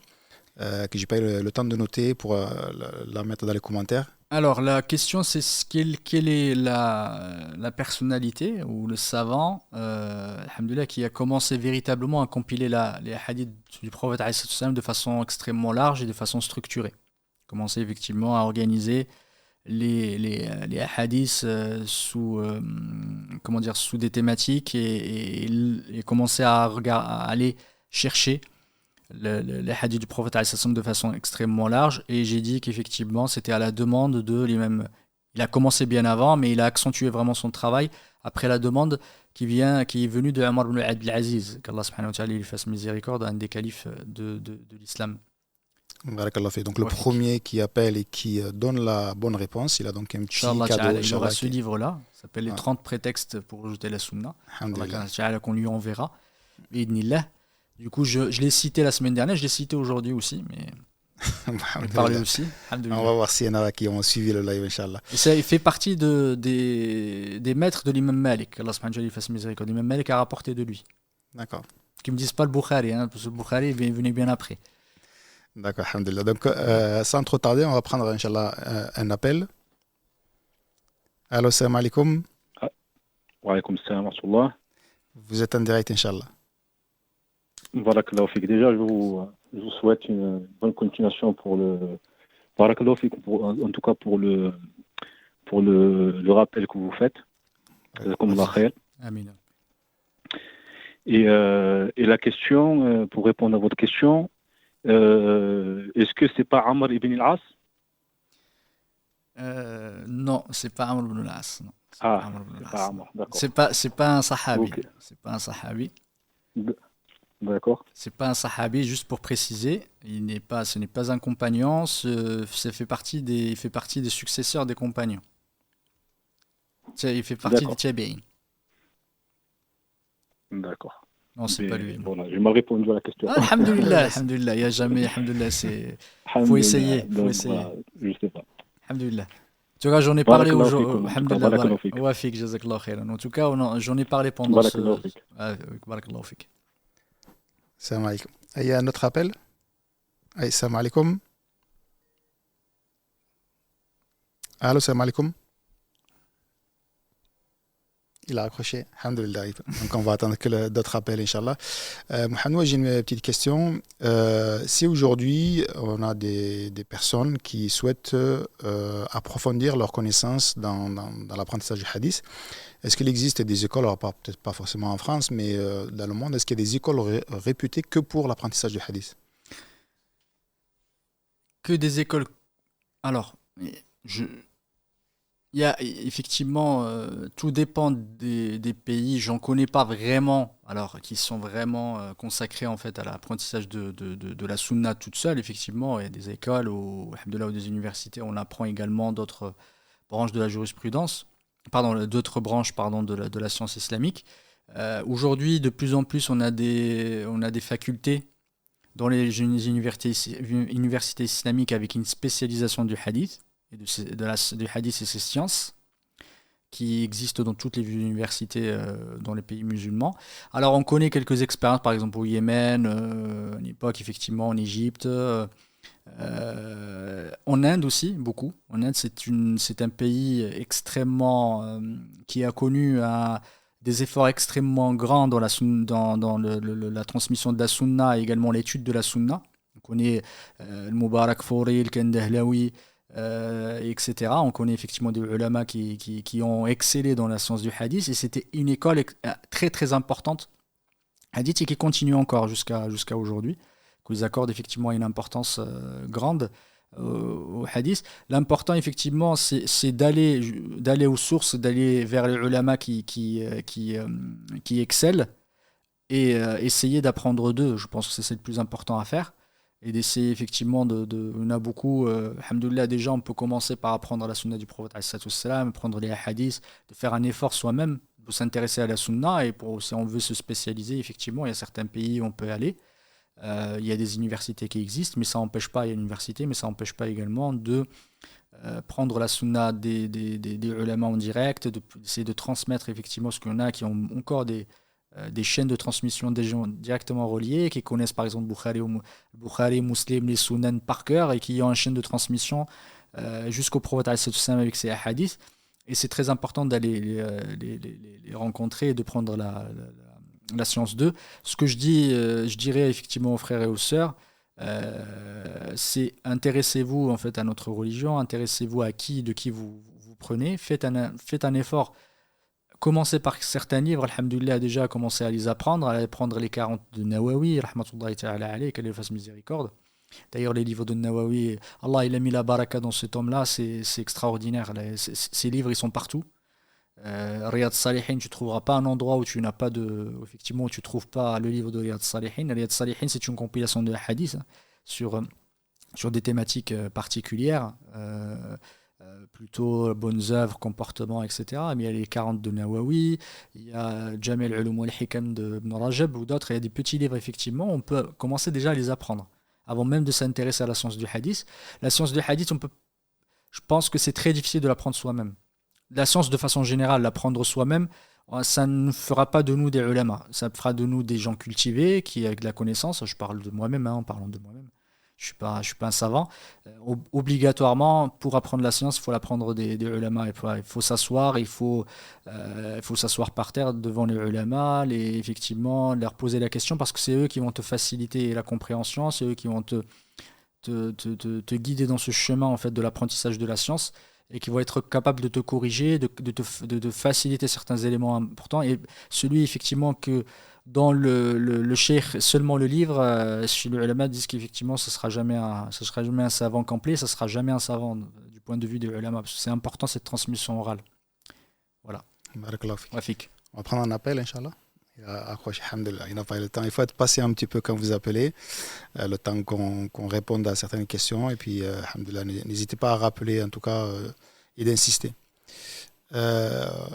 Combien tu penses de temps peut-être la réponse, elle n'a pas forcément de réponse, mais combien de temps tu penses qu'il faut étudier pour avoir déjà une bonne base en sciences Je dirais pour apprendre, il n'y a pas de limite.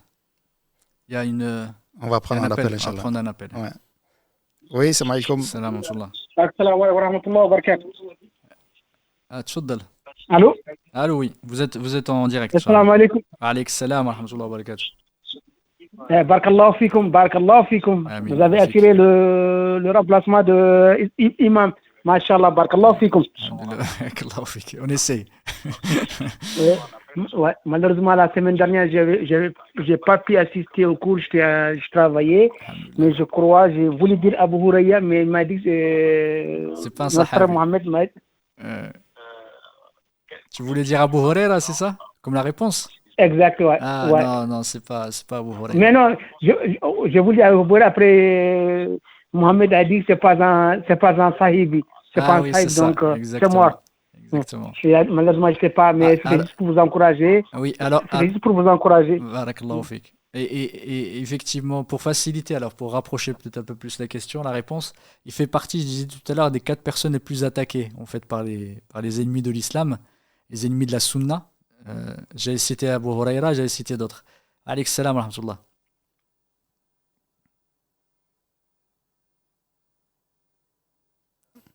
C'est juste, quand vous appelez, Inch'Allah, juste pour te rappeler, éteignez ou baissez le son de votre ordinateur ou téléphone avec lequel vous suivez le live, Inch'Allah. Barakallahu fikum. Alhamdulillah. Justement, par rapport à la question, effectivement, combien de temps? Il n'y a pas de temps, on va dire, idéal ou limite pour apprendre la science. Ça dépend du temps qu'on consacre à la science. Ça dépend aussi des dispositions de la personne, son intelligence, de la façon effectivement d'apprendre. Il y a beaucoup de facteurs. Mais on va dire qu'on ne s'arrête jamais d'apprendre. On s'arrête jamais d'apprendre. La science, c'est comme effectivement un océan et une mer. Et nous, on a une toute petite partie. C'est comme quand tu prends effectivement une épingle et que tu la plonges dans la mer. Ce que tu retiens, effectivement, c'est alhamdoulilah, ce qu'on a appris. La science n'a pas de limite. Et les ulama, ils ont continué, ils ont fini toute leur vie dans l'apprentissage de la science. Et ils ont continué jusqu'à leur mort. On est des éternels étudiants, en et fait. Éternels étudiants. Et en parlant de le Mousnad de l'imam Ahmad tout à l'heure, une des personnes qui a consacré... Alors, il y en a beaucoup qui ont consacré du temps en fait, à l'étude du livre de Mousnad, et parmi eux, c'est Ibn Kathir, le Hafid, qui est très connu, qui a écrit Tafsir Ibn Kathir, qui est connu, c'est un des élèves d'Imam Ibn Taymiyyah, fait partie des grands ulama du hadith. Il a consacré beaucoup de temps à Mousnad pour faire ce qu'on appelle une compilation en ajoutant au livre de l'imam Ahmed les autres livres, les livres de Sunan, Muntaqa ibn al-Jarud et d'autres livres. Il y a passé des années et des années, des nuits entières. Il disait qu'effectivement, il n'a pas pu terminer parce qu'il est mort avant. Il disait il passait des nuits sous une lampe extrêmement faible effectivement, jusqu'à ce que ça lui a causé la cécité. Il est décédé, juste après, mais il a perdu la cécité, il n'a plus pu continuer à écrire. Et des gens qui consacrent leur vie, leurs efforts, leur nuit à l'apprentissage de la science et l'apprentissage du hadith, quand on parle du hadith, et quand on voit la taille, alhamdoulilah, des livres, des fois, il y a des livres qui font plusieurs tomes, 30 jusqu'à 40 tomes.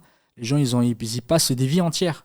Ils ne faisaient que ça, ils écrivaient. Et même, ils n'ont pas écrit que ces livres, ils ont écrit d'autres livres, ils ont étudié, ils ont transmis, ils ont voyagé. Tu te dis, mais comment ils font? Comment ils faisaient? Il n'y avait pas d'avion, il n'y avait pas d'internet, il n'y avait pas d'ordinateur. Ils passaient leur vie parfois à voyager à pied. Parfois on racontait certains ulama, très très peu de nourriture. Quand ils se déplaçaient, ils avaient du pain sec. Ils étaient obligés de le tremper dans l'eau pour pouvoir le manger. Et il n'arrêtait pas. L'imam Bukhari, il a fait le tour de tous les pays. Il a fait Bagdad, il a fait la Mecque, il est parti jusqu'au Cham, en Égypte. Il a fait tous les pays. Il a passé sa vie dans l'apprentissage de la science et l'apprentissage du hadith. Et il y a beaucoup, alhamdoulilah, des ulama qui sont venus après, qui ont suivi effectivement cette démarche et qui ont suivi cette tradition-là d'aller prendre la science et apprendre la science, et ça ne s'arrête jamais d'apprendre. Et je peux pas dire qu'effectivement, il y a un moment, il faut commencer. Il ne faut jamais désespérer, il faut continuer, parce que la question du temps, et Imam Abu Rouda, qu'Allah subhanahu wa ta'ala lui fasse miséricorde, Abdel Fattah Abu Rouda, il a écrit un livre qui s'appelle Qimatu az-zaman 'inda al-ulama, la valeur du temps chez les ulama. Et on n'a pas la même valeur du temps chez eux que chez nous. Parfois, il disait que certains ulama, j'ai oublié le nom, ils rentraient, même quand ils rentraient aux toilettes, il continuait à apprendre parce qu'il avait effectivement son compagnon qui lisait en fait les livres. Il rentrait aux toilettes et lui disait de se mettre à l'extérieur et de réciter pour pas qu'il perde du temps. Il y en a qui mangeaient pas. Ça veut dire qu'ils continuaient effectivement. Ibn al-Jawzi rahmatullahi ta'ala alayhi est très connu pour ça. Il ne s'arrêtait pas. Pour eux, le temps, ça a une valeur plus que l'argent. Ce qui les empêchait d'apprendre la science, c'est les prières. Ils allaient prier et après ça, ils faisaient que soit apprendre aux gens, soit apprendre eux-mêmes. Et il faut savoir quand tu regardes les livres de... Je sais pas si tu me dis quand il y a un appel, Inch'Allah, sinon... Il y a un appel? Alhamdoulilah. On continuera après, Inch'Allah. Allô, salam alaikum. Salam alaikum. Allô, alaikum salam wa rahmatullahi wa barakatuh. Alaikum salam wa rahmatullahi wa barakatuh. Jazakum Allah khair pour tout ce que vous nous apprenez. Pour la réponse, Allahu a'lam, mais c'est pas Bukhari. Non, c'est pas l'imam Bukhari. Non. C'est pas l'imam Bukhari. L'imam Malik? Non. Non plus. Ce que je disais, c'était un des maîtres de l'imam Malik. C'est un des maîtres de l'imam Malik. Un des maîtres, ça veut dire que c'est un des chouyurs de l'imam Malik, qu'Allah subhanahu wa ta'ala lui fasse miséricorde. Du coup, non, c'est pas lui, c'est pas l'imam Malik. L'imam Malik fait partie des premiers à avoir écrit vraiment avec le Muwatta. Ça fait partie des premiers ouvrages structurés, organisés. Et juste avant lui, effectivement, il y en a un qui était extrêmement connu. Dans l'histoire, dans les livres qui retracent l'histoire de l'écriture de l'enregistrement, il est très très connu, cet imam-là. Alhamdoulilah. C'est pas celui qui avait une voix qui est venue d'un autre pays, qui avait une voix comment ça s'appelle, qui avait une voix qui a récité le Coran et ensuite à partir de là, qui restait 20 ans auprès de l'imam Malik, et ensuite à partir de là qu'il avait une voix tellement belle que c'est qu'à partir de là il a fait la science. J'ai plus son nom. Il avait un nom d'oiseau. Non, c'est pas lui. Non. Vous voyez de qui je parle, parce que moi j'ai plus les noms. Non, alhamdoulilah. Non, c'est pas lui. Ça, comme je disais, c'est Imam Malik, c'est un de ses élèves. C'est un de ses élèves, il a appris de la science de lui. Alhamdoulilah. Qu'Allah te récompense par le meilleur pour la réponse. Amin, barakallahu fikoum. J'aurais juste des petites questions, s'il vous plaît, parce que ça m'induit trop en erreur, et je pense que je risque d'induire d'autres personnes en erreur. Alors, je voudrais savoir. Alors, une femme comment elle fait pour apprendre, puisqu'elle ne peut pas voyager sans mahram. Donc, si elle apprend chez elle, c'est bon. Vous nous avez dit déjà Riyad Salihin, Nawawi, d'accord. Ensuite, elle apprend et tout ça, d'accord. Il y a les livres de Tarbis Iblis, tout ça, le Coran. Et quand elle veut apporter des contradictions pour les personnes qui vont réfuter, par exemple, Bukhari, comment ça se passe? Puisque il faut toujours avoir le bon comportement. On sait que c'est la vérité, parce que ça vient d'un Rabbi, on sait que automatiquement, nous on sait. Mais comment on fait pour ça? Enfin, en tant que femme, est-ce qu'on apporte? Est-ce qu'on reste à notre place? On se dit, en tout cas, la Rabbi, comment ça se passe? Alors, alhamdoulilah, par rapport à l'apprentissage de la science, il n'y a pas de différence entre l'homme et la femme. Alhamdoulilah. Je ne rentre pas dans les détails du voyage, ça c'est autre chose. Mais par rapport à l'apprentissage de la science, c'est une obligation pour n'importe qui. Alhamdoulilah. Chaque croyant, chaque musulman a cette obligation d'aller apprendre la science, à minima, ce qui va lui permettre de bien accomplir ses adorations, ses actes. Parce que une des conditions premières, après la sincérité, c'est le suivi, c'est le mutaba, c'est le fait de suivre la sunna d'Allah subhanahu wa ta'ala et de son prophète. Et on ne peut l'atteindre qu'en ayant appris la science. Comment tu peux savoir comment prier, comment faire la zakat, comment faire ses obligations religieuses de la meilleure façon, et de la faire comme le prophète alayhi salatu wassalam, comme Allah subhanahu wa ta'ala nous l'a transmis et son prophète, sans avoir étudié la science. Talab al-ilm, comme a dit Imam Bukhari, c'est, comme je disais tout à l'heure, une de ses forces et une des choses importantes d'Imam Bukhari, c'est que de par les titres qu'il avait dans les titres des parties ou des chapitres de son livre, on voit son intelligence. Il dit Babu al-ilmi qabla al-qawli wal-amal. Il dit c'est le chapitre de la science avant la parole et les actes. Ça veut dire qu'on apprend et ensuite on applique. C'est comme pour un meuble Ikea, ou même c'est plus important que ces meubles Ikea. Tu es obligé de prendre effectivement un mode opérateur pour savoir comment utiliser, sinon tu n'utilises pas, tu ne sais pas comment faire. Et obligatoirement, on est obligé d'apprendre la science. Il n'y a pas de différence entre un homme et une femme là-dessus. On a, alhamdoulilah, tous les moyens. Alhamdoulilah, Allah subhanahu wa ta'ala nous a facilité tellement maintenant, avec toutes les... Alhamdoulilah, il y a des cours en ligne, les cours payants, les livres, alhamdoulilah, on trouve des PDF, il y a les cours dans les mosquées, pour se remplacer à la mosquée. C'est ça le problème.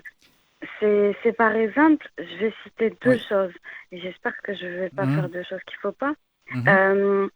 Alors, Cheikh Fawzan, Hafidahullah, je suis tombée sur un discours où il nous dit, alors toute personne qui vit par exemple dans un pays comme nous, un pays des Occidentaux, et qu'on est musulman, si on est là, mais qu'on n'est pas là pour transférer la science, comme vous, comme comment ça s'appelle, comme l'imam, comme tout ça, vous pouvez être là parce que vous partagez des choses. Mais ceux qui sont là qui partagent rien, alors dans ce cas, on sera ressuscité avec les mécréants. Et moi, ça me fait peur. Je me dis, mais attends, on apprend, mais nous, on n'a pas ce ilm. Alors, sachant qu'il y a 4 types de hadith et tout. En fait, c'est beaucoup de choses. Et on se dit, bien sûr, tous les matins, on fait la dua pour qu'Allah nous donne une science utile. Mais ça nous induit en erreur. Comment on peut savoir qu'on est sur le haqq? Alhamdulillah. Comment on le connaît par rapport au degré d'effort qu'on mène? Quand on fait effectivement, c'est de voir quels efforts et essayer de mener un effort certain pour apprendre. Et demander, comme tu as dit, demander à Allah subhanahu wa ta'ala avant toute chose. Allah subhanahu wa ta'ala, revenir vers Allah et demander à Allah subhanahu wa ta'ala son soutien et Allah subhanahu wa ta'ala de nous montrer le bien, ça c'est la première des choses à faire. Et nous, effectivement, on n'a pas la science et Allah subhanahu wa ta'ala nous en tiendra par rigueur. C'est quand on veut, quand on ne sait pas, on demande aux gens de science. Allah subhanahu wa ta'ala dit وَاسْأَلُوا أَهْلَ الذِّكْرِ إِن كُنتُمْ لَا تَعْلَمُونَ. Demandez aux gens de science, aux gens de la religion, si vous ne savez pas. Parfois, ce que je dis, c'est qu'il faut faire attention à ce qu'on va lire, C'est pour ça que je disais tout à l'heure, les savants, celui qui sait, c'est pas seulement celui qui se base sur les livres. Parce que les avis parfois divergent entre les ulama.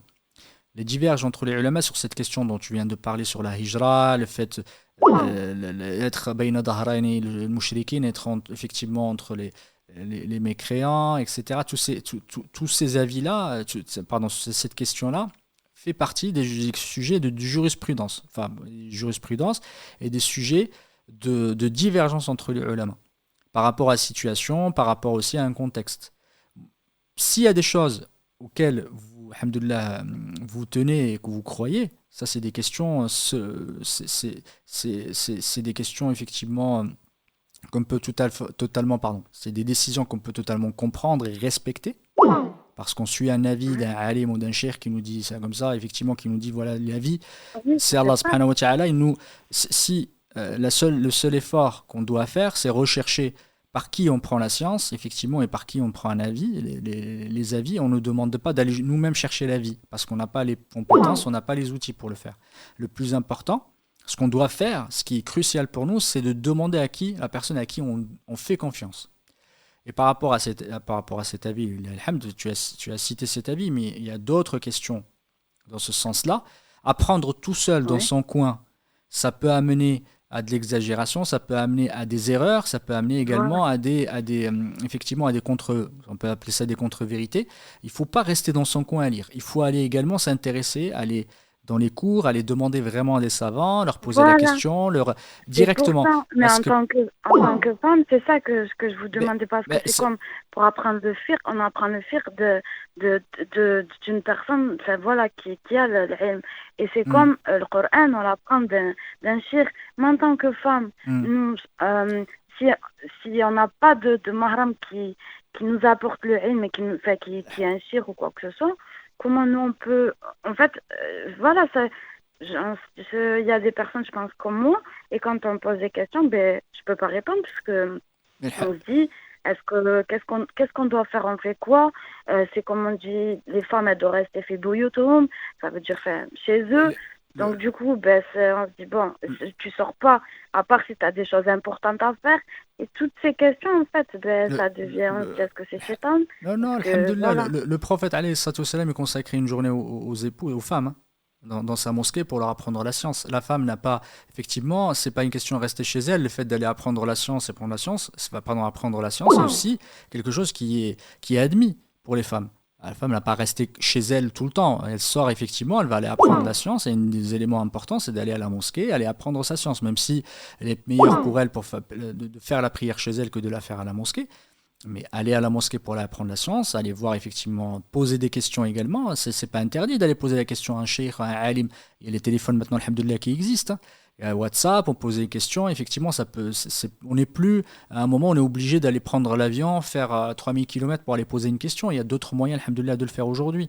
On peut se déplacer à la mosquée, apprendre des cours, poser des questions sur des choses effectivement sur lesquelles on a des doutes, des éléments qui nous paraissent, on a quelques, des clarifications à demander. Ce n'est pas contraire, effectivement, ce n'est pas contradictoire, on va dire, entre être une femme et étudier la science. Des savantes, alhamdoulilah, on a connu parmi les compagnons, mais après, la plus connue, c'est Aïcha, qu'Allah subhanahu wa ta'ala l'agrée.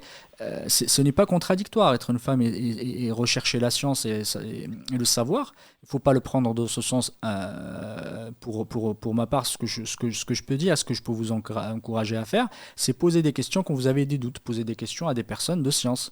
Demandez-leur. Ne vous contentez pas effectivement de ce qu'il y a parfois dans les livres, parce que les livres peuvent être contradictoires. Parfois, dans un livre, on peut avoir un avis et il y a 30 ans, il a donné un avis, 30 ans après, le alim peut changer d'avis. Ça peut arriver, surtout il y a des ulama maintenant qui ont 80 ans, qui ont 100 ans, qui avaient peut-être des avis il y a 30 ou 40 ans, qui ont changé d'avis. C'est pour ça que se poser seulement sur les livres, ce n'est pas la meilleure solution. Alhamdoulilah, c'est une solution et il faut le faire. Mais j'ai dit se reposer seulement sur les livres pour apprendre, ce n'est pas la meilleure solution. Il faut aller un peu au-delà, aller rechercher, aller poser la question, surtout sur des questions où on a besoin d'une fatwa précise. Une fatwa précise sur une question bien précise, sur un contexte bien précis. On ne peut pas se baser sur ce qui est parfois écrit dans les livres, surtout que maintenant, le contexte a changé, les règles ont changé, on n'est plus... il y a des contraintes beaucoup plus importantes et il faut en prendre compte. Et le alim, celui qui va faire la fatwa, va prendre en compte de cette situation-là pour vous donner une fatwa précise pour vous. Même Ibn Abbas et d'autres ulama, parfois, ils faisaient des fatwas qui étaient différentes l'un ou l'autre. Ibn Abbas, parfois, il disait qu'effectivement, il y en a qui est rentré, qui lui avait posé la question, il lui a dit une question, il a dit il avait vu dans son regard quelque chose de belliqueux, du coup, il n'avait pas fait la même fatwa que l'autre. Parce qu'il avait vu qu'en lui faisant cette fatwa, peut-être que ça a été le contraire. Pour les poser, c'est ça. Et Exactement. Parce qu'en fait, l'autre, il avait l'intention de faire le péché, exactement. l'autre, il n'avait pas l'intention. Exactement. Mais c'est comme ça que les ulama se comportent. Quand on se retrouve dans un pays musulman, c'est pas pareil quand on se retrouve en Europe, quand on se trouve, c'est pas la même chose. Et du coup, la fatwa, ce n'est pas que c'est la religion qui va s'adapter, c'est surtout la fatwa, ça, selon la situation de la personne, va avoir une fatwa différente. Mais ça ne change pas la règle. C'est juste qu'il y a une question de darura, d'absolue nécessité. Il y a des choses qui rentrent en compte dans une fatwa. Voilà. Du coup, c'est pour ça que je vous conseille de. Dit la dernière fois, il faut faire attention. On ne partage pas comme ça. Comme moi, ce que j'avais vu, je l'ai partagé. Donc, il faut faire attention. On ne partage pas comme ça. C'est pas parce qu'il a dit, même si c'est Cheikh Fawzan et que Hafid Darouba et tout ça, il faut faire attention. On ne se base pas forcément sur ce qu'ils disent. C'est pas parce qu'ils disent quelque chose qu'automatiquement, enfin, voilà, oui, bien sûr, c'est réel, mais non, alhamdoulilah, c'est des ijtihads qu'ils ont, les ulama, ils ont fait des ijtihads, ils ont fait des fatwas, etc. C'est totalement respectable, alhamdoulilah, je ne remets pas en doute ce que je dis, c'est sur des questions bien particulières, sur des questions bien particulières, parfois se baser que sur un livre, ce n'est pas la meilleure façon à faire. Ça veut dire que nous-mêmes, sur des situations qui n'est pas forcément la même, je parle pas d'une situation bien précise, je parle juste sur la façon de faire. C'est que si vous avez un cas particulier qui vous engage et qui engage, etc., et que vous vous basez sur un livre pour pouvoir faire une extrapolation sur votre situation, je pense pas que ce soit la meilleure façon à faire. Parce que quand on ne sait pas, demandez aux gens de science si vous ne connaissez pas. Si vous avez confiance, alhamdoulilah, en Cheikh Fawzan ou d'autres, alhamdoulilah, vous pouvez les appeler, vous pouvez appeler d'autres ulama, envoyer effectivement une question pour avoir des réponses. Ça peut arriver, où il y a des ulama, effectivement, alhamdoulilah. Moi, l'idée, c'est pas de dire ce que dit un tel cheikh, il ne faut pas le prendre en compte, c'est pas du tout mon propos. Ce n'est pas ça ce que je dis. Ce n'est pas ça ce que je dis. Ce que je dis, c'est que faire attention à ce que nous on s'applique nous-mêmes et ce qu'on souhaite aussi appliquer aux autres, parce que parfois on a l'impression que l'avis d'un tel c'est le seul avis qui existe parce qu'on a lu que son livre, on a vu que son avis, alors peut-être qu'il y en a d'autres qui existent. Voilà, il faut faire très très attention avant de commencer à transmettre. Avis, par exemple, ils sont plusieurs à dire la même chose. C'est pour ça. Donc en fait, ça me fait peur, je me dis alors dans ce cas, nous, si on n'est pas comme vous, on transmet pas. Qu'est-ce qu'on fait? Est-ce qu'au moins on peut faire, je sais pas, on peut cotiser pour faire une école et pour par exemple toutes les personnes qui sont qui connaissent pas, comme là, toutes les personnes qui restent comme ça sans savoir, ben peut-être qu'on pourrait faire quelque chose de moins scientifique, mais plus comment ça s'appelle, un peu plus simple, et au moins qu'on revienne aux bases. Peut-être que ça sera quelque chose qui fera que ça atteindra les cœurs, ou je sais pas, là où elle parce que du coup, en fait, c'est tellement scientifique que les gens, ils délaissent. Et que tout le monde part un peu dans tous les côtés. Je sais que ma question, elle est longue, mais en fait, ça me perturbe. Je comprends. La seule, voilà, je donne un conseil, enfin, je me donne un conseil à moi-même, je donne un conseil à mes soeurs et frères. Vous vous retrouvez ici en France, vous vous retrouvez dans un autre pays, vous vous trouvez dans des pays musulmans, c'est pareil. Effectivement, la même démarche est pareille partout. Apprenez votre science. Ayez une importance effectivement pour le bon comportement, rapprochez-vous d'Allah subhanahu wa ta'ala, repentez-vous vers Allah subhanahu wa ta'ala, faites un repentir sincère, continuel, tout le temps, c'est ça qui est le plus important. C'est très très important de le faire, peu importe où on se trouve, c'est les efforts qu'on mène. Allah subhanahu wa ta'ala regardera effectivement les efforts qu'on a menés pour apprendre notre science, pour pouvoir nous conformer, pour pouvoir nous corriger, pour pouvoir apporter effectivement du soutien, de l'aide à notre famille, à nos enfants. Il faut se retrouver dans des situations où on apporte effectivement des efforts importants pour nous mener vers Allah subhanahu wa ta'ala et être sur le droit chemin. C'est ça ce que je vous conseille, peu importe le pays où vous vous trouvez. Vous trouvez ici en France, intéressez-vous au lieu de vous intéresser à dire, parce que je vous le dis, il y en a beaucoup effectivement qui sont partis dans d'autres pays et sont revenus. Il y en a beaucoup, alhamdoulilah, ils sont partis, ils ont fait la hijra, qu'Allah subhanahu wa ta'ala accepte d'eux. S'ils l'ont fait fi sabilillah et qu'ils l'ont fait pour Allah subhanahu wa ta'ala, qu'Allah accepte d'eux, parfois ils partent effectivement dans certains pays, ils sont déçus, ils reviennent en France. Ce que je dis, c'est que c'est pas parce que vous partez dans un autre pays que vous allez trouver une situation meilleure. Une situation meilleure pas seulement sur l'aspect matériel, mais aussi sur l'aspect spirituel. Alhamdoulilah, la spiritualité se passe d'abord dans le cœur. Ça se passe d'abord à l'intérieur de nous, de nous-mêmes. Et je le dis beaucoup, ils ont l'impression, il y a beaucoup qui sont dans le doute, qui ont des difficultés dans leur adoration, qui ont une difficulté effectivement dans difficulté à se rapprocher d'Allah subhanahu wa ta'ala, ils s'éloignent de plus en plus. Ils ont l'impression d'avoir changé de contexte, ça va les aider. Mais le contexte, ça aide, peut-être d'une petite partie, mais c'est pas ça qui va résoudre le problème. Ce qui va résoudre le problème, c'est nous-mêmes. C'est une remise en question complète et c'est une prise de recul sur notre façon de faire. C'est pas parce que vous allez partir, vous allez changer que ça va changer grand-chose. Ce qui va changer, c'est l'effort qu'on va mener sur nous-mêmes pour nous corriger, pour nous rendre meilleurs. Parce que l'objectif d'excellence, l'objectif d'amélioration pour un musulman, c'est extrêmement important. Parce que quand on n'avance pas, on recule.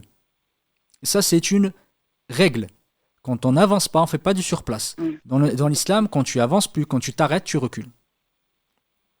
Il faut toujours être en mouvement perpétuel et tout le temps se rapprocher le plus possible d'Allah subhanahu wa ta'ala, d'apprendre sa science, de se comporter de la meilleure façon, être une bonne épouse, d'être un bon époux, d'être un bon éducateur, de se comporter de la meilleure façon vis-à-vis des autres, qu'ils soient musulmans ou qu'ils ne soient pas musulmans, d'être juste. C'est tout ça, on a notre religion, on a tellement de choses à faire, on a tellement de manquements, on a tellement de faiblesses, on a tellement de défauts que on a beaucoup de chemin à faire, que ce soit ici, Allah subhanahu wa ta'ala nous voit qu'on soit dans ce pays ou dans un autre. Et à ce moment-là, si on voit effectivement, alhamdoulilah, un risque éventuel, et on se dit, ça sera peut-être meilleur dans un pays musulman, lillahi alhamd, c'est pas, je ne mets pas en doute cet avis, enfin, alhamdoulilah, il y a des avis qui existent, qui sont totalement respectables, et qui se basent sur des avis religieux, et qui se basent, sur des preuves religieuses, mais quand on est effectivement, alhamdoulilah, dans ce pays-là, alhamdoulilah, maintenant on a des mosquées, il y a des musulmans, et alhamdoulilah, on peut vivre sa religion ici. C'est plus pareil que. Je vais pas beaucoup utiliser de temps parce que bientôt là. Enfin, non, il reste encore du temps pour la sorte, mais il y a peut-être une personne qui va répondre à la bonne question, Inch'Allah. Mais après, le pays musulman, voilà, il y a une règle. Le prophète sallallahu alayhi wa sallam, ça aussi, ça c'est un hadith. Même si un gouverneur il est injuste, on ne fait pas de débat, on ne débat pas, on obéit. Donc ça veut dire que ça aussi c'est du haqq. Donc ça veut dire quand on nous dit des choses, on doit se taire, toujours se taire. On ne parle pas du gouverneur en question, on ne parle pas du pays en question. On se tait et on suit ces ulama en question, même parce qu'ils suivent, ils savent. La question est un peu plus complexe que ça. Mais alhamdoulilah, les faits de pas être dans Oui, mais voilà, alhamdoulilah, revenez à ce que je vous ai dit tout à l'heure, intéressez-vous un peu plus à votre religion, demandez à Allah subhanahu wa ta'ala de vous faciliter, c'est ça le plus important, revenez vers Allah, faites des du'a, parce qu'on ne peut rien faire sans Allah subhanahu wa ta'ala si Allah subhanahu wa ta'ala ne nous le permet pas.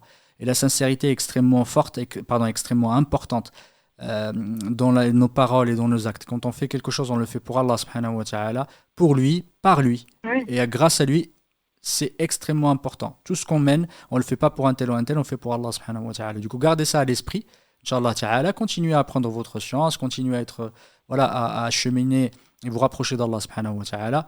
C'est le conseil que je pourrais vous donner et que je me donne à moi-même et à nos sœurs et nos frères. Barakallahu fik, en tout cas, qu'Allah te facilite. T'amènes bien là où il est. Jazakallahu khair. Et continuez à faire de temps en temps que ça soit vous qui prenne la parole, c'est bien.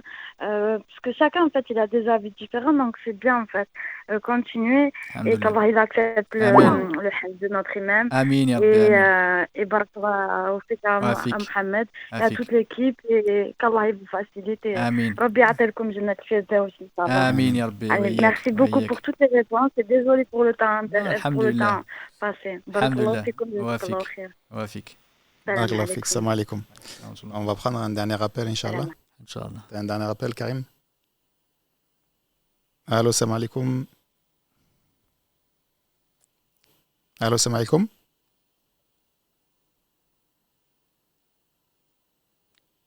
Ça a accroché. Alhamdulillah. Alhamdulillah. Mohamed, je te laisse terminer, Inch'Allah.